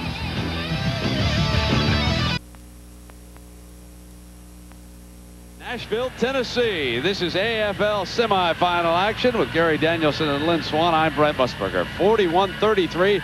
Nashville trying to get back to the Arena Bowl. They're 15 minutes away. And for those of you who've just joined us, some of the rules: 8 players per side, 4 offensive players in that line of scrimmage. It's only a 50-yard war going on here. No punting. Only the linebacker opposite of the tight end can blitz. Net is in play. Forward motion permitted for 1 receiver. And the last minute of this half, the clock will stop for out-of-bounds plays, incomplete passes, and first downs. But not until we get to the last minute. And Sperduto already has some strategy for keeping that clock moving. Here is Kelly. He snaps it off to Fleming. Now here's what Sperduto told us about what he will do trying to run out the clock. Don't look for the run on every play, folks. Here's why. Because if you think about it, you throw the ball, you start from your own 5 and you throw the ball 50 yards down the field and it's incomplete. That referee's got to go get the football. All those receivers have to come back before the referee starts the clock again. Whereas in the 11-man game, you run the football, you pound it up in there, and the clock keeps running. So there you have it. So don't be surprised in the first 14 minutes of the quarter if Kelly doesn't at least taste the deep ball. Here he coming right back with a run, and why not? It has been successful with Travis Reese out of Michigan State, plowing straight ahead. Brent, last year San Jose was the #1 seed. Nashville knocked them off out there. Because of that, Darren Arbett said he needed a little bit more experience. He went out and got 4 players with 44 playoff games of experience. Right now, this team needs those guys to come through. They need that experience to kind of stop this flow. Need a big play here on this drive as Kelly goes to the end zone. There's a penalty flag down. Might have been an interference. Jarek Hillary sprinting toward the corner. And Omar Smith, one of the defenders, may have grabbed him. Yes, he did. You know what else has struck me here, Brent? It's hard to get by with things because the field is so much smaller out here for the referees to watch this compared to 11-man football.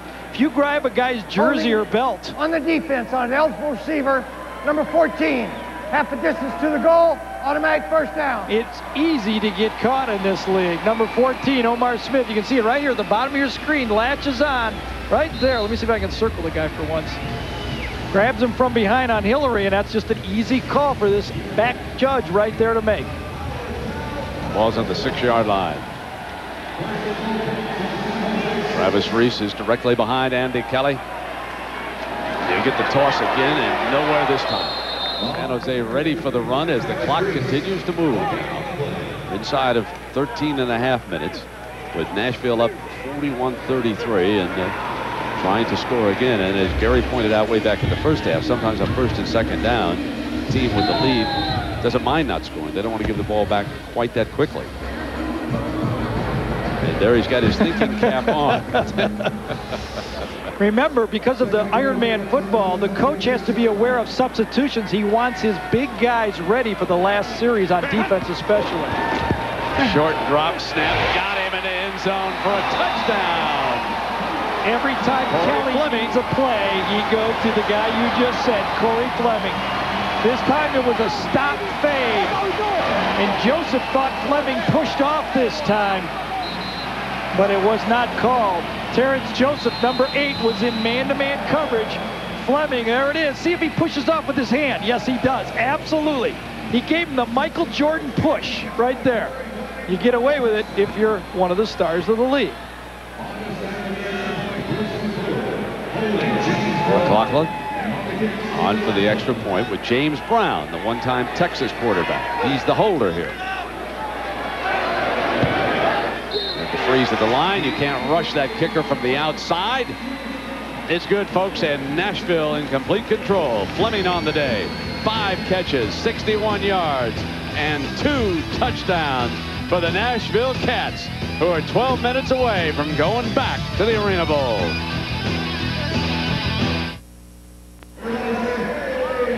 Nashville leads it 48-33, and they have held the great Barry Wagner, AFL Hall of Famer for sure, to 2 catches today.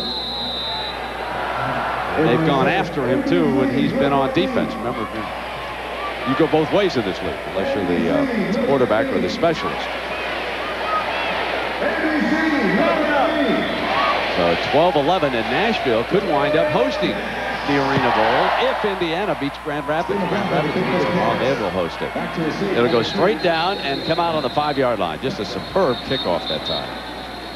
And so let's remind you again now, Arena Bowl 15 next Sunday, and it's 3 Eastern. Blow now, come on. You all right, Nasty? There's no re-kick. You all right? Get it now. I'd rather have me. You're gonna get 7. You're gonna come in at 7. So get you 5 right now. All right. That's the time on the clock that he was telling him about. James Barron getting his break. Number 95 sits down on the far side. So Barron is out of the game, and then when he comes back, he'll finish up. They try to get him strong late. Officials timeout. Fix the chains. Keep in mind now the scoring in the Arena League, and there are a couple of, well, one very important wrinkle, although we haven't seen him use it in a while, and certainly we haven't seen him use it here today. Two-point conversion, like in college, you can score 4 if you kick a field goal with a drop kick. I don't know if San Jose's got the drop kicker or not, but that's kind of interesting. Here comes Grieve. There's Wagner's third catch. Brent, there are about 4 guys for this Nashville team, kind of unsung heroes. C.J. McClain, number 42. Anthony Hicks, number 45. 2 defensive end types. And then the 2 inside linebackers, Travis Reese, 35, and Rupert Grant, 33, who have been making an unbelievable amount of pressure with this defense. There are 4 linebacker types that have been causing havoc in this football game. Grebe and the Sabrecats need a touchdown. Roll on that quick screen, fumble, and San Jose pounces on it. That was Mike Ulafale out of Brigham Young, who saved the moment for San Jose. What a big time recovery this is. A quick screen to the outside. Get the ball out there. Let the guy run with it. Good tackle upside, inside that time. And there it is. Could have been the play to stop it and turn it around, but San Jose still alive. Now the officials have to straighten out the chains. We check in with Lynn Swan. Lynn? Well, you're talking about the big guys making plays, putting pressure on there.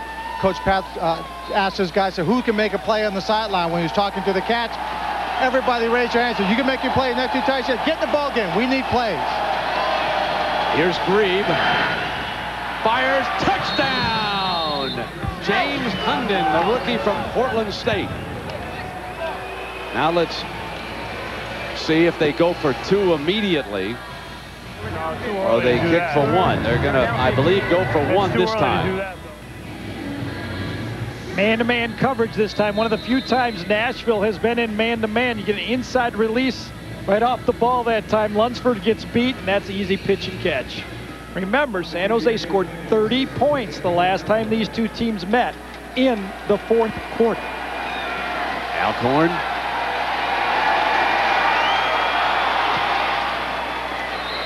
It's on the 7th point. So the difference is 8. 9:49 remaining in regulation. Nashville over San Jose, 48-40 after the Hunden touchdown.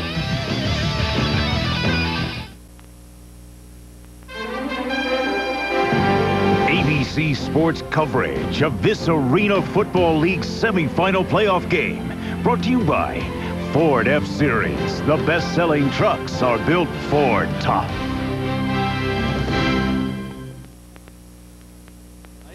Sounds of Nashville. Football doubleheader today. A little Arena League action here this afternoon. And then over to Philadelphia, the Titans with a preseason game against the Chicago Bears tonight. Titans, one of those teams being touted as a possibility out of the AFC to make it all the way to the Super Bowl. So here, Nashville leading by 8. It's a ricochet into Carpenter's hands. Patiently waits, and nothing doing this time as he's taken down inside the 5-yard line, and that was Tracy Perkins making the stop. Now Andy Kelly with 5 touchdown passes here today, and needing more points right now with the Cats up by 8. Here we go. Go right yo-yo. 33, screen to X. On 1, ready?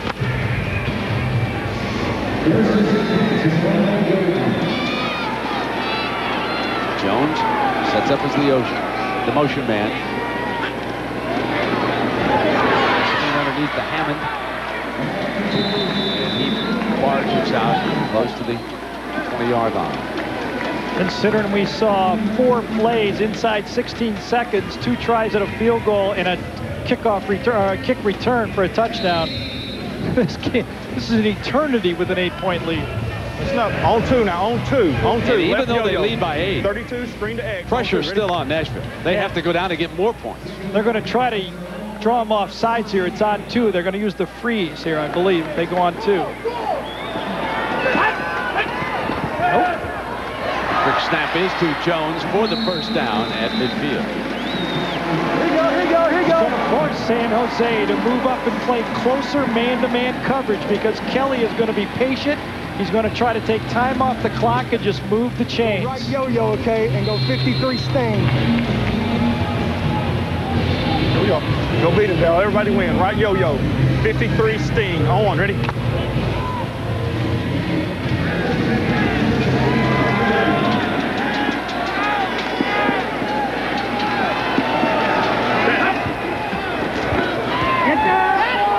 Going deep to Hammond. Penalty flag is thrown as Joseph was all over the wide receiver. Second time Andy Kelly has gone after Joseph and drawn the pass interference down the right sideline. Terrence Joseph, number 8, matched up against Hammond. And right at the end, Joseph panics, pushes him out there, holds his left arm. You're going to get called. Well, tonight ESPN kicks off its 15th season of NFL coverage. Randy Moss and the Minnesota Vikings meet Ricky Williams and the New Orleans Saints in San Antonio. The first of 4 preseason games leading up to Sunday Night Football, which debuts on Sunday, September 9th. First down for Nashville at the 15-yard line. Clock coming down towards 7:45. And they force the defensive line into jumping offside, and it'll be 1st and 5. That's a real big play because you've got to keep that defense honest.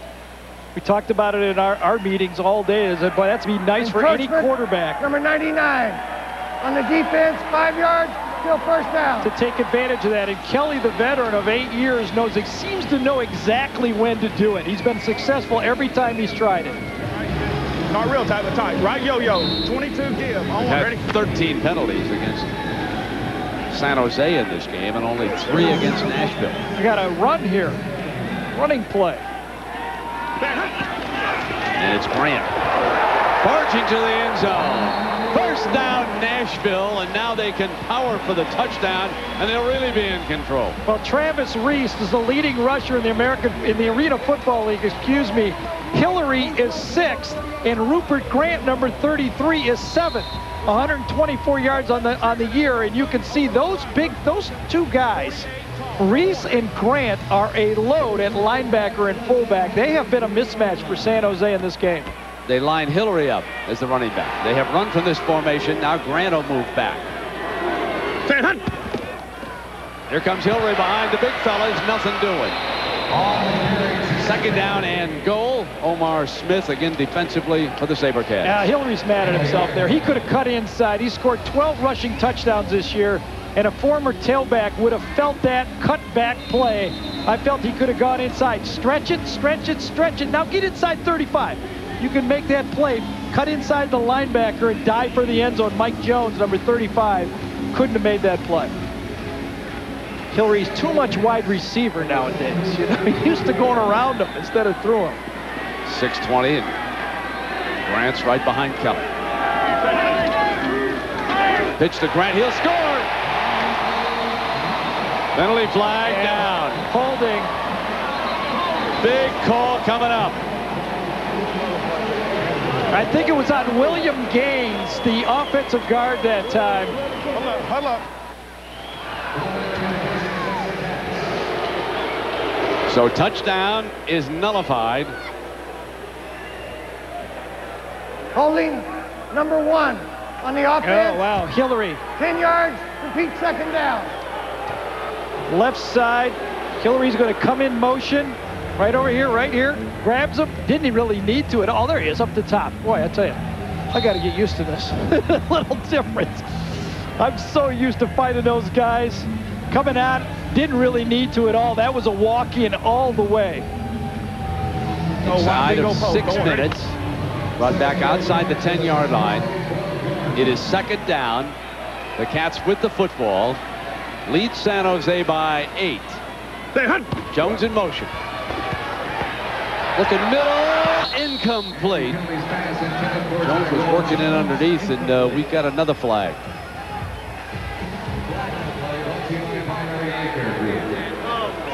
And the Sabercats are acting like it's against Nashville again. Wave off the flag for illegal defense.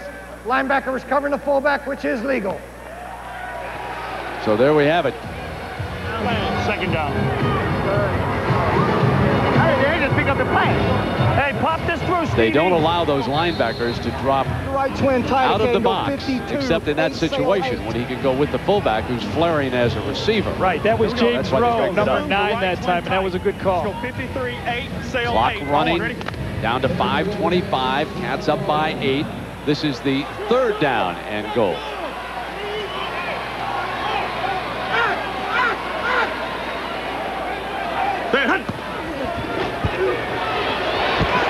Time, end zone, got it! Touchdown, Darrell Hammond from Virginia.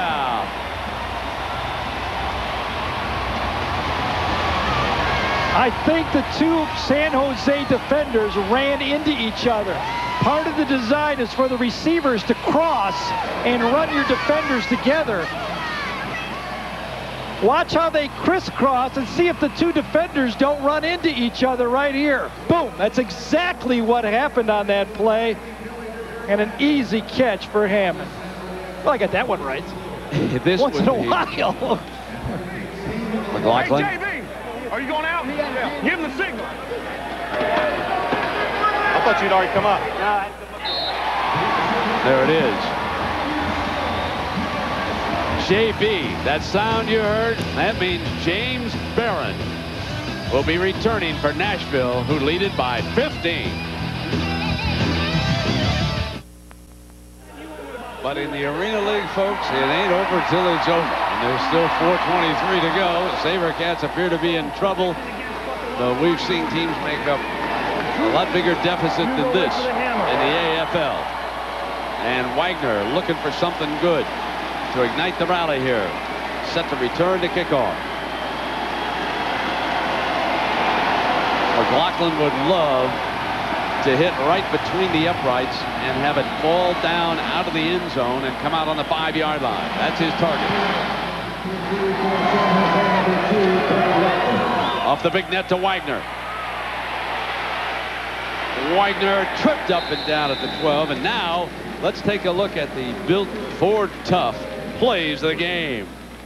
Well, this is an offensive game, but it's been just enough defense from Nashville putting pressure on Mark Grieve, Travis Reese, Rupert Grant, Anthony Hicks, James Barron, just enough to throw Grieve out of his rhythm. And next week at Arena Bowl 15, Ford will announce the winner of their built Ford Tough Man of the Year award. 4 minutes on that clock. Mark Grieve and the Sabercats need to strike quickly. Grieve gets time. Wagner drops it. 2nd down and 10, and the clock continues to move. Remember, it'll stop on an incomplete pass only in the final minute.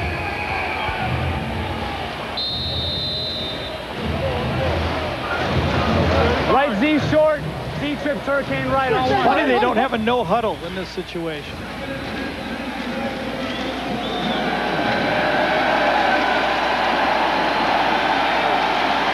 Hunden, the speed threat. 3rd down.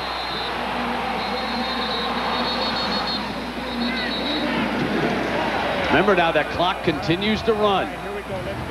So it was scooped up by Cliff Green, and he danced with it a little bit back there and ate up a few seconds on that clock. Right. That was actually a very smart play. He knew as well as anybody that the ball had hit the turf for an incompleted pass. Well, that was very close to being a lateral, too, I thought. That was almost a backward pass.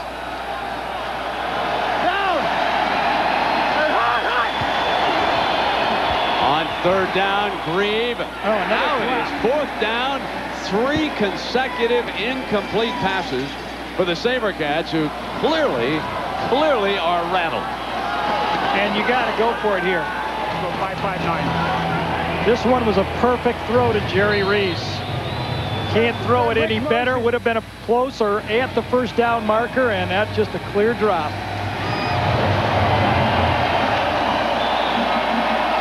Desperately need a 1st down, or folks, this could be a hasta la vista.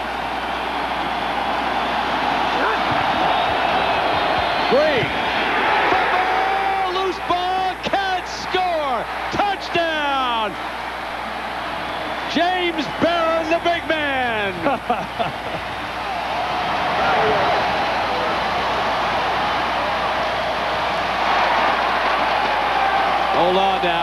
got flags, discussions. Let's let them sort it out down here. Unsportsmanlike conduct on number 2. On the defense, we have a touchdown. Penalty will be administered on the try. I think it was Darrell Hammond that's going to get it right here. Looked like he crisscrossed there to me a bit. I don't know if you're allowed to do that, but that was the sack. And Big James Barron ends up getting it. Did he not start out on one side and go to the other side right there? And that's a twist that they can... I'm going to get our referee up here in a bit. Is that okay? An inside twist is the only one that's allowed from the linebacker rushing up over the center. That was okay, we're saying. So after the penalty against Green, the ball is brought back to the 13-yard line, and we've got a 28-yard extra point attempt coming up here by Steve McLaughlin. And the clock has started again. So it'll start to run down toward that 1 minute mark, and the sands of time are running out on the Sabercats, who trail it by 21 right now.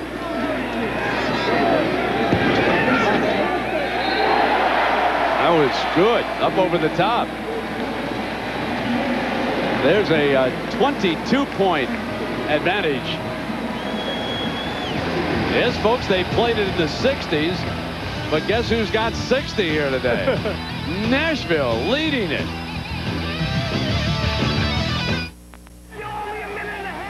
No heartache by the numbers in Nashville this afternoon, folks. Now what these fans want, an upset by Indiana in Grand Rapids so they can host the Arena Bowl. Because if Grand Rapids wins tomorrow, they will be the host team. A week from Sunday, we'll have that game for you at 3 Eastern time. Arena Bowl 15. And ESPN2 will carry the Indiana Grand Rapids game. And so here comes Wagner. And this is what Sperduto told the Cats during that commercial break. Cover the kick! Hey, 60! Hey, it's only 58 and a half minutes! You've only played 58 and a half minutes! Cover! Cover! And cover they did. San Jose backed up to the 12-yard line, and the clock running toward the 1 minute mark. And for the second year in a row, Nashville will have eliminated San Jose from the AFL playoffs. Reese yanks it down, and he's out of bounds, run into the wall over there by Hillary, who's on defense. You have to really give it to this defense for Nashville. In their last 3 games, they've held L.A., Tampa, and Toronto to 27, 38, and 39 points. And now today, against San Jose, 40 points. Speaking of points, I've got to go back to a point we made at the top of the broadcast when someone, I don't know who it was, told me, a little birdie, that the over-under for this game was 102.5. Folks, we got 102 points. I know. Now, where does a fella get the half when he wants it? Didn't you tell me it was a lock at 102.5 and under? Yeah, well. It's a tight lock. And here comes Green. Down. Second down. And back out of bounds again is Jerry Reese. And Darrell Hammond's had another big game late. Some of the best tacklers and defensive players from the receiver position. You always talk about number 2, Wagner from San Jose, but Hammond has been phenomenal in this ball game.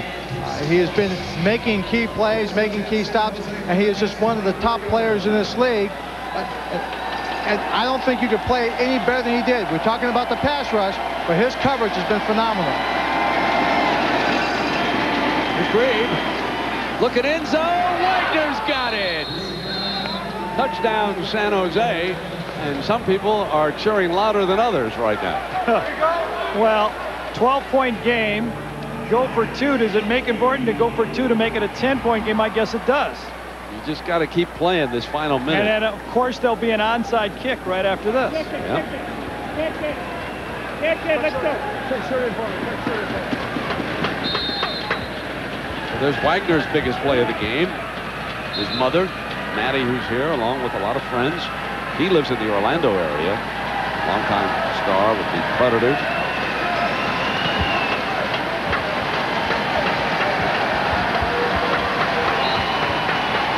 Now, of course, the clock does stop. We're inside of that 1 minute mark. We will see just how long it can take and how many plays San Jose can have an opportunity to make if they get the ball back. No rushing from the outside. Extra point is good. But folks, if you go back for the play of the game, and assuming that Nashville is able to hold up here, it was a young man out of Grambling who grew up in New Orleans. It was Tyrone Jones. Remember, it was a field goal situation for San Jose. And so Jones was back deep. Cut back hard to the right. Had a wall of blockers and made the most of it. And suddenly he dashed into the end zone and that turned that deficit into a lead. And that was with no time on the clock when he did that. The field goal was kicked with, what, 4 seconds? By the time it got there, it was all triple zeros, and he made a touchdown after time expired.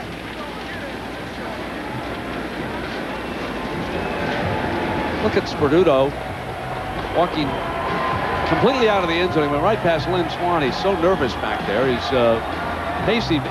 He just can't stand still. I guess the coach can go out of the box in this game, huh? Either that or he's got a radio show. Look at him. Look at him. He's walking him by. Now the other coach said, get him out of here. Here comes the onside kick. And Nashville. So Jerry Hillary. Looks like Nashville was with the penalty offside flag. to me. Yes, Nashville was offside. On the return team. Sperduto scouting the onside kick team, coming in behind them, and now he's out at the 5-yard line. Blue recovered it. Blue recovered it. They fouled. They fouled. Alcorn faked the kick and drew him offside. That's the penalty. You're right. Right? What? It's got to be a re-kick.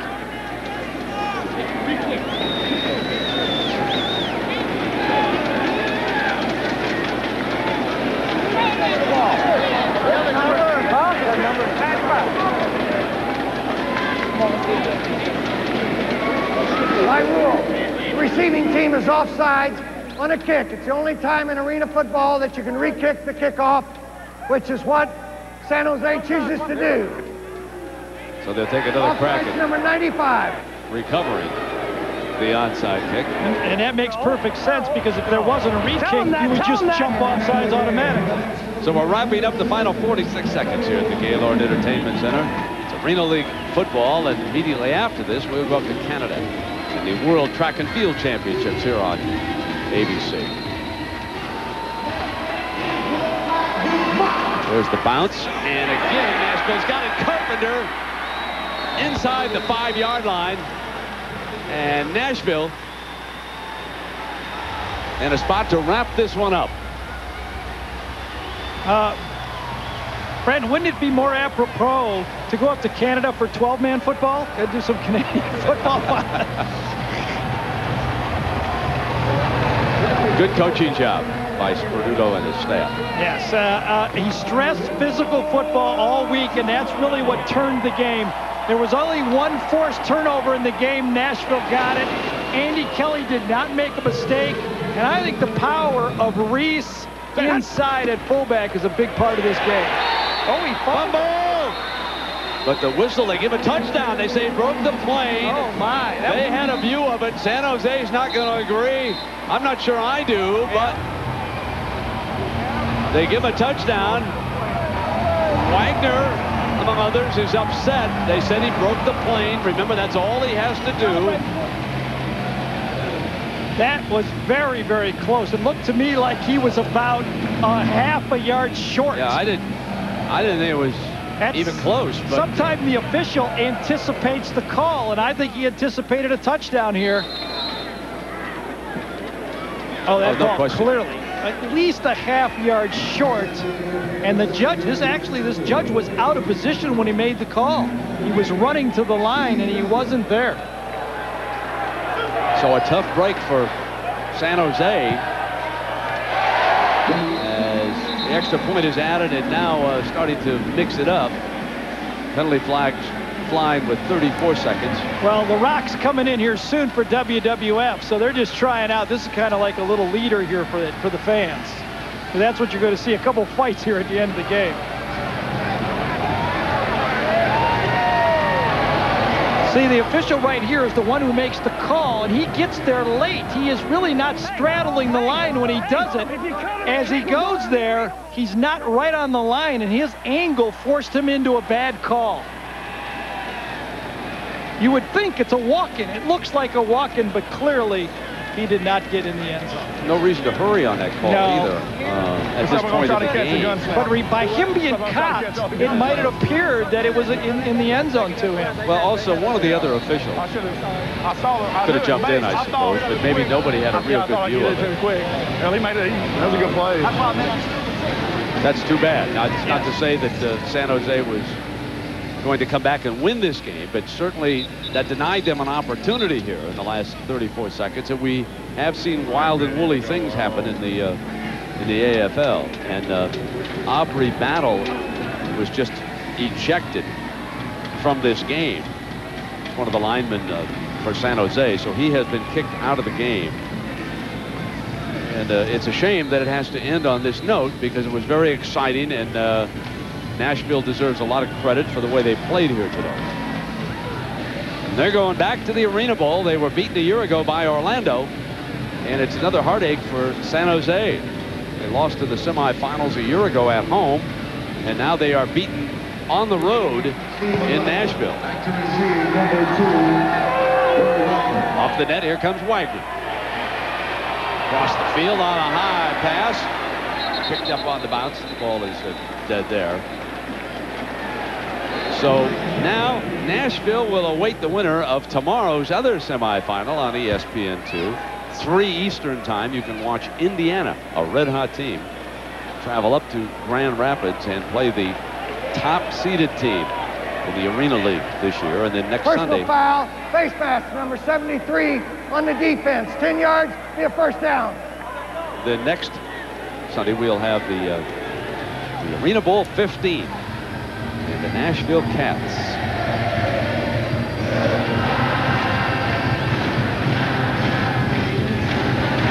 It's funny, however you make the rules or try to make a game that's a passing game, and clearly this is, it still comes back to the fundamentals that we all learned about football forever. All the great coaches have said it's still a physical football game, and usually the most physical team finds a way to change the momentum of a football game. And I think clearly that happened when at the end of the half, a return kick, yes, but coming out, Nashville just kind of tuned it up a little bit with running the ball with Travis Reese and playing sound defense, and that really shifted the momentum of the game.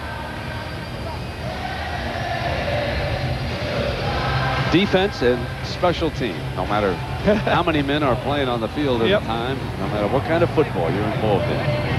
You can't look past it as the reason why teams win and others lose.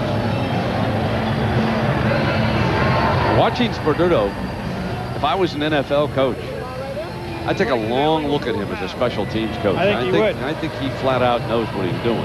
If he wants to do that. Well, yeah, he's very comfortable here. And, to be a head coach, and you know, this is a little different type of atmosphere here. This is not 24/7, you know, 365 coaching here. So it's a disappointment for Mark Grebe and the Sabrecats, one of the better franchises in the AFL, and there's another Reese pressuring. Travis Reese is a monster. I tell you, that guy, he is a guy I would really take a look at. Now, what are they ruling down in that end zone? Ball came free, and I think they're calling it a safety. Well, intentional grounding in the end zone would be a safety, I guess.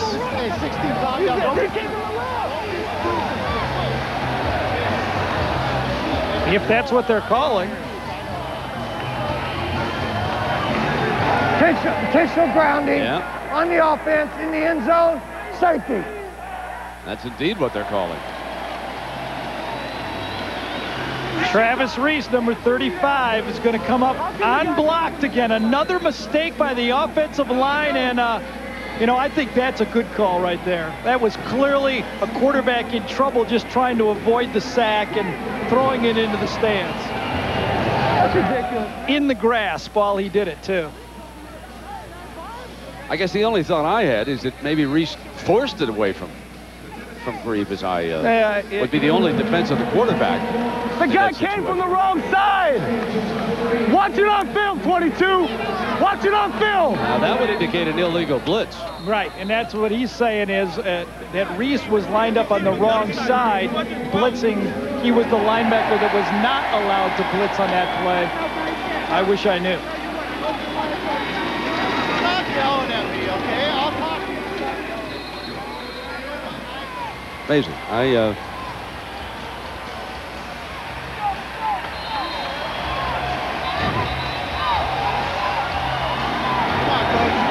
22 seconds.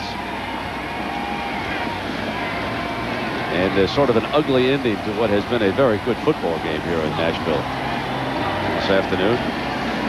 Too bad to see it in this fashion. Well, thankfully the calls the big call that was missed, I don't think really altered the outcome of the football game. So maybe a little embarrassing for the officiating crew, but I don't think it's going to change the ultimate winner of the game.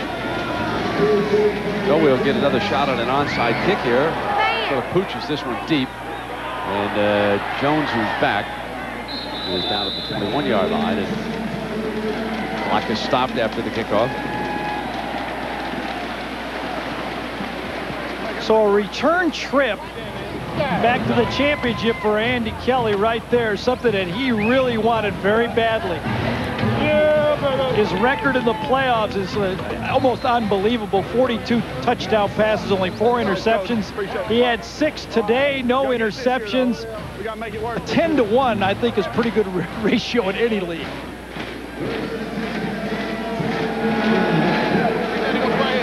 All right. Yeah. Now with James Brown in at quarterback. Number 4, James Brown. Yes, he is the former Texas Longhorn. And that's going to do it as Nashville goes back. Oh, San Jose took a timeout. To the Arena Bowl. With 8 seconds to go, San Jose calls a timeout. And, you know why they called the timeout? They chartered here. They can leave anytime they want. They're in no hurry at all. You got plenty of time for them. Plane leaves when they get there. So that's coming up next. World Track and Field Championships, except on the West Coast. And the Nashville Cats go back to the Arena Bowl. They were a loser a year ago. This time, the final seconds run out. Bermudo sprints across the field. You guys did a great job. You're a great coach. Hell of a job. Hell of a job. Good luck, man. Good job, fellas. Good job. Deserve it. Thank you. 2-0. Andy Kelly going back. One-time Tennessee Volunteer star. Okay, man. Tyrone Jones, one of his big stars. Lynn Swann will be talking with the stars of the game when we return. 71-47, 118 points scored here in this semifinal. Let's check in with some of the heroes and the winning coach. Let's go to Lynn Swann. Well, thank you. I'm with Coach Pat Sperdulo. 71 points. Did you think you would get that many in this ball game? No, I really didn't. It's a testament to a good football team. That's a great football team, San Jose. Luckily, we got them at home, and our crowd made the difference again. You didn't want to get into a shootout, but it seems like your game had to have a little bit of everything. A little bit of a shootout, good defensive pressure, and the offense just picking away at them. Well, we're a and team, special teams. We're really, yeah, you just hit it on the head. We're a team that makes our own breaks. Big special teams plays. That's why we're in this situation, and it's a credit to great players. I mean, we're back. you know, we have unfinished business, and hopefully we can go out next week and finish what we started. Obviously, you like for that championship game to be here, but does it really make a difference? No, I mean, it's just all we've created ourselves is an opportunity to win a championship next week. It's just an opportunity, and none of our guys are satisfied. We will be with you next week. Congratulations. Thank you, Lynn. Pat Sperduto, the winning coach, goes back to the Arena Bowl, Gary, and I must say that his enthusiasm is contagious here with this team, and they did the little things that you have to do to win a football game, but you know, deep in his heart, he'd rather play Indiana here than probably Grand Rapids. Come on, let's face it. I think he believes Indiana's playing a little better football right now than Grand Rapids. I don't know if he wants Grand Rapids to know that, but I think that's what he believes in the back of his head. But I really like some of the role players on this team. You know, Reese is a monster. Kelly doesn't make any mistakes. Barron has good backs. If they got a lot of depth on this team, Sperduto does all of the player personnel. He's got a team he can kind of intermingle together, and that guy Jones, I think, Brent, you know, that play really broke their back. And prior to that, remember the deflected ball by Wagner, and somehow on his back, off his shoulder pads, he was able to make the catch. And of course, Hammond was an Ironman performer. There were just so many players who contributed to that win here today for Nashville. You know, you can tell that Nashville is a balanced team. They like to do everything well, maybe great at nothing, but everything well. And, you know, isn't that a formula in any sport that works, really? Exactly. So there we have it. The Nashville Cats advance to Arena Bowl 15. And they'll play the winner of tomorrow's game between Indiana and Grand Rapids. And we'll have it a week from tomorrow here on ABC at 3 Eastern Time. Reminder now, coming up next, except on the West Coast, the World Track and Field Championships. ABC Sports online at ESPN.com. Keyword there is ABC Sports. So this has been a presentation of ABC Sports, continuing the tradition of excellence. For Lynn Swan, Gary Danielson, I'm Brent Musburger, saying so long from Nashville, where the Cats prevail.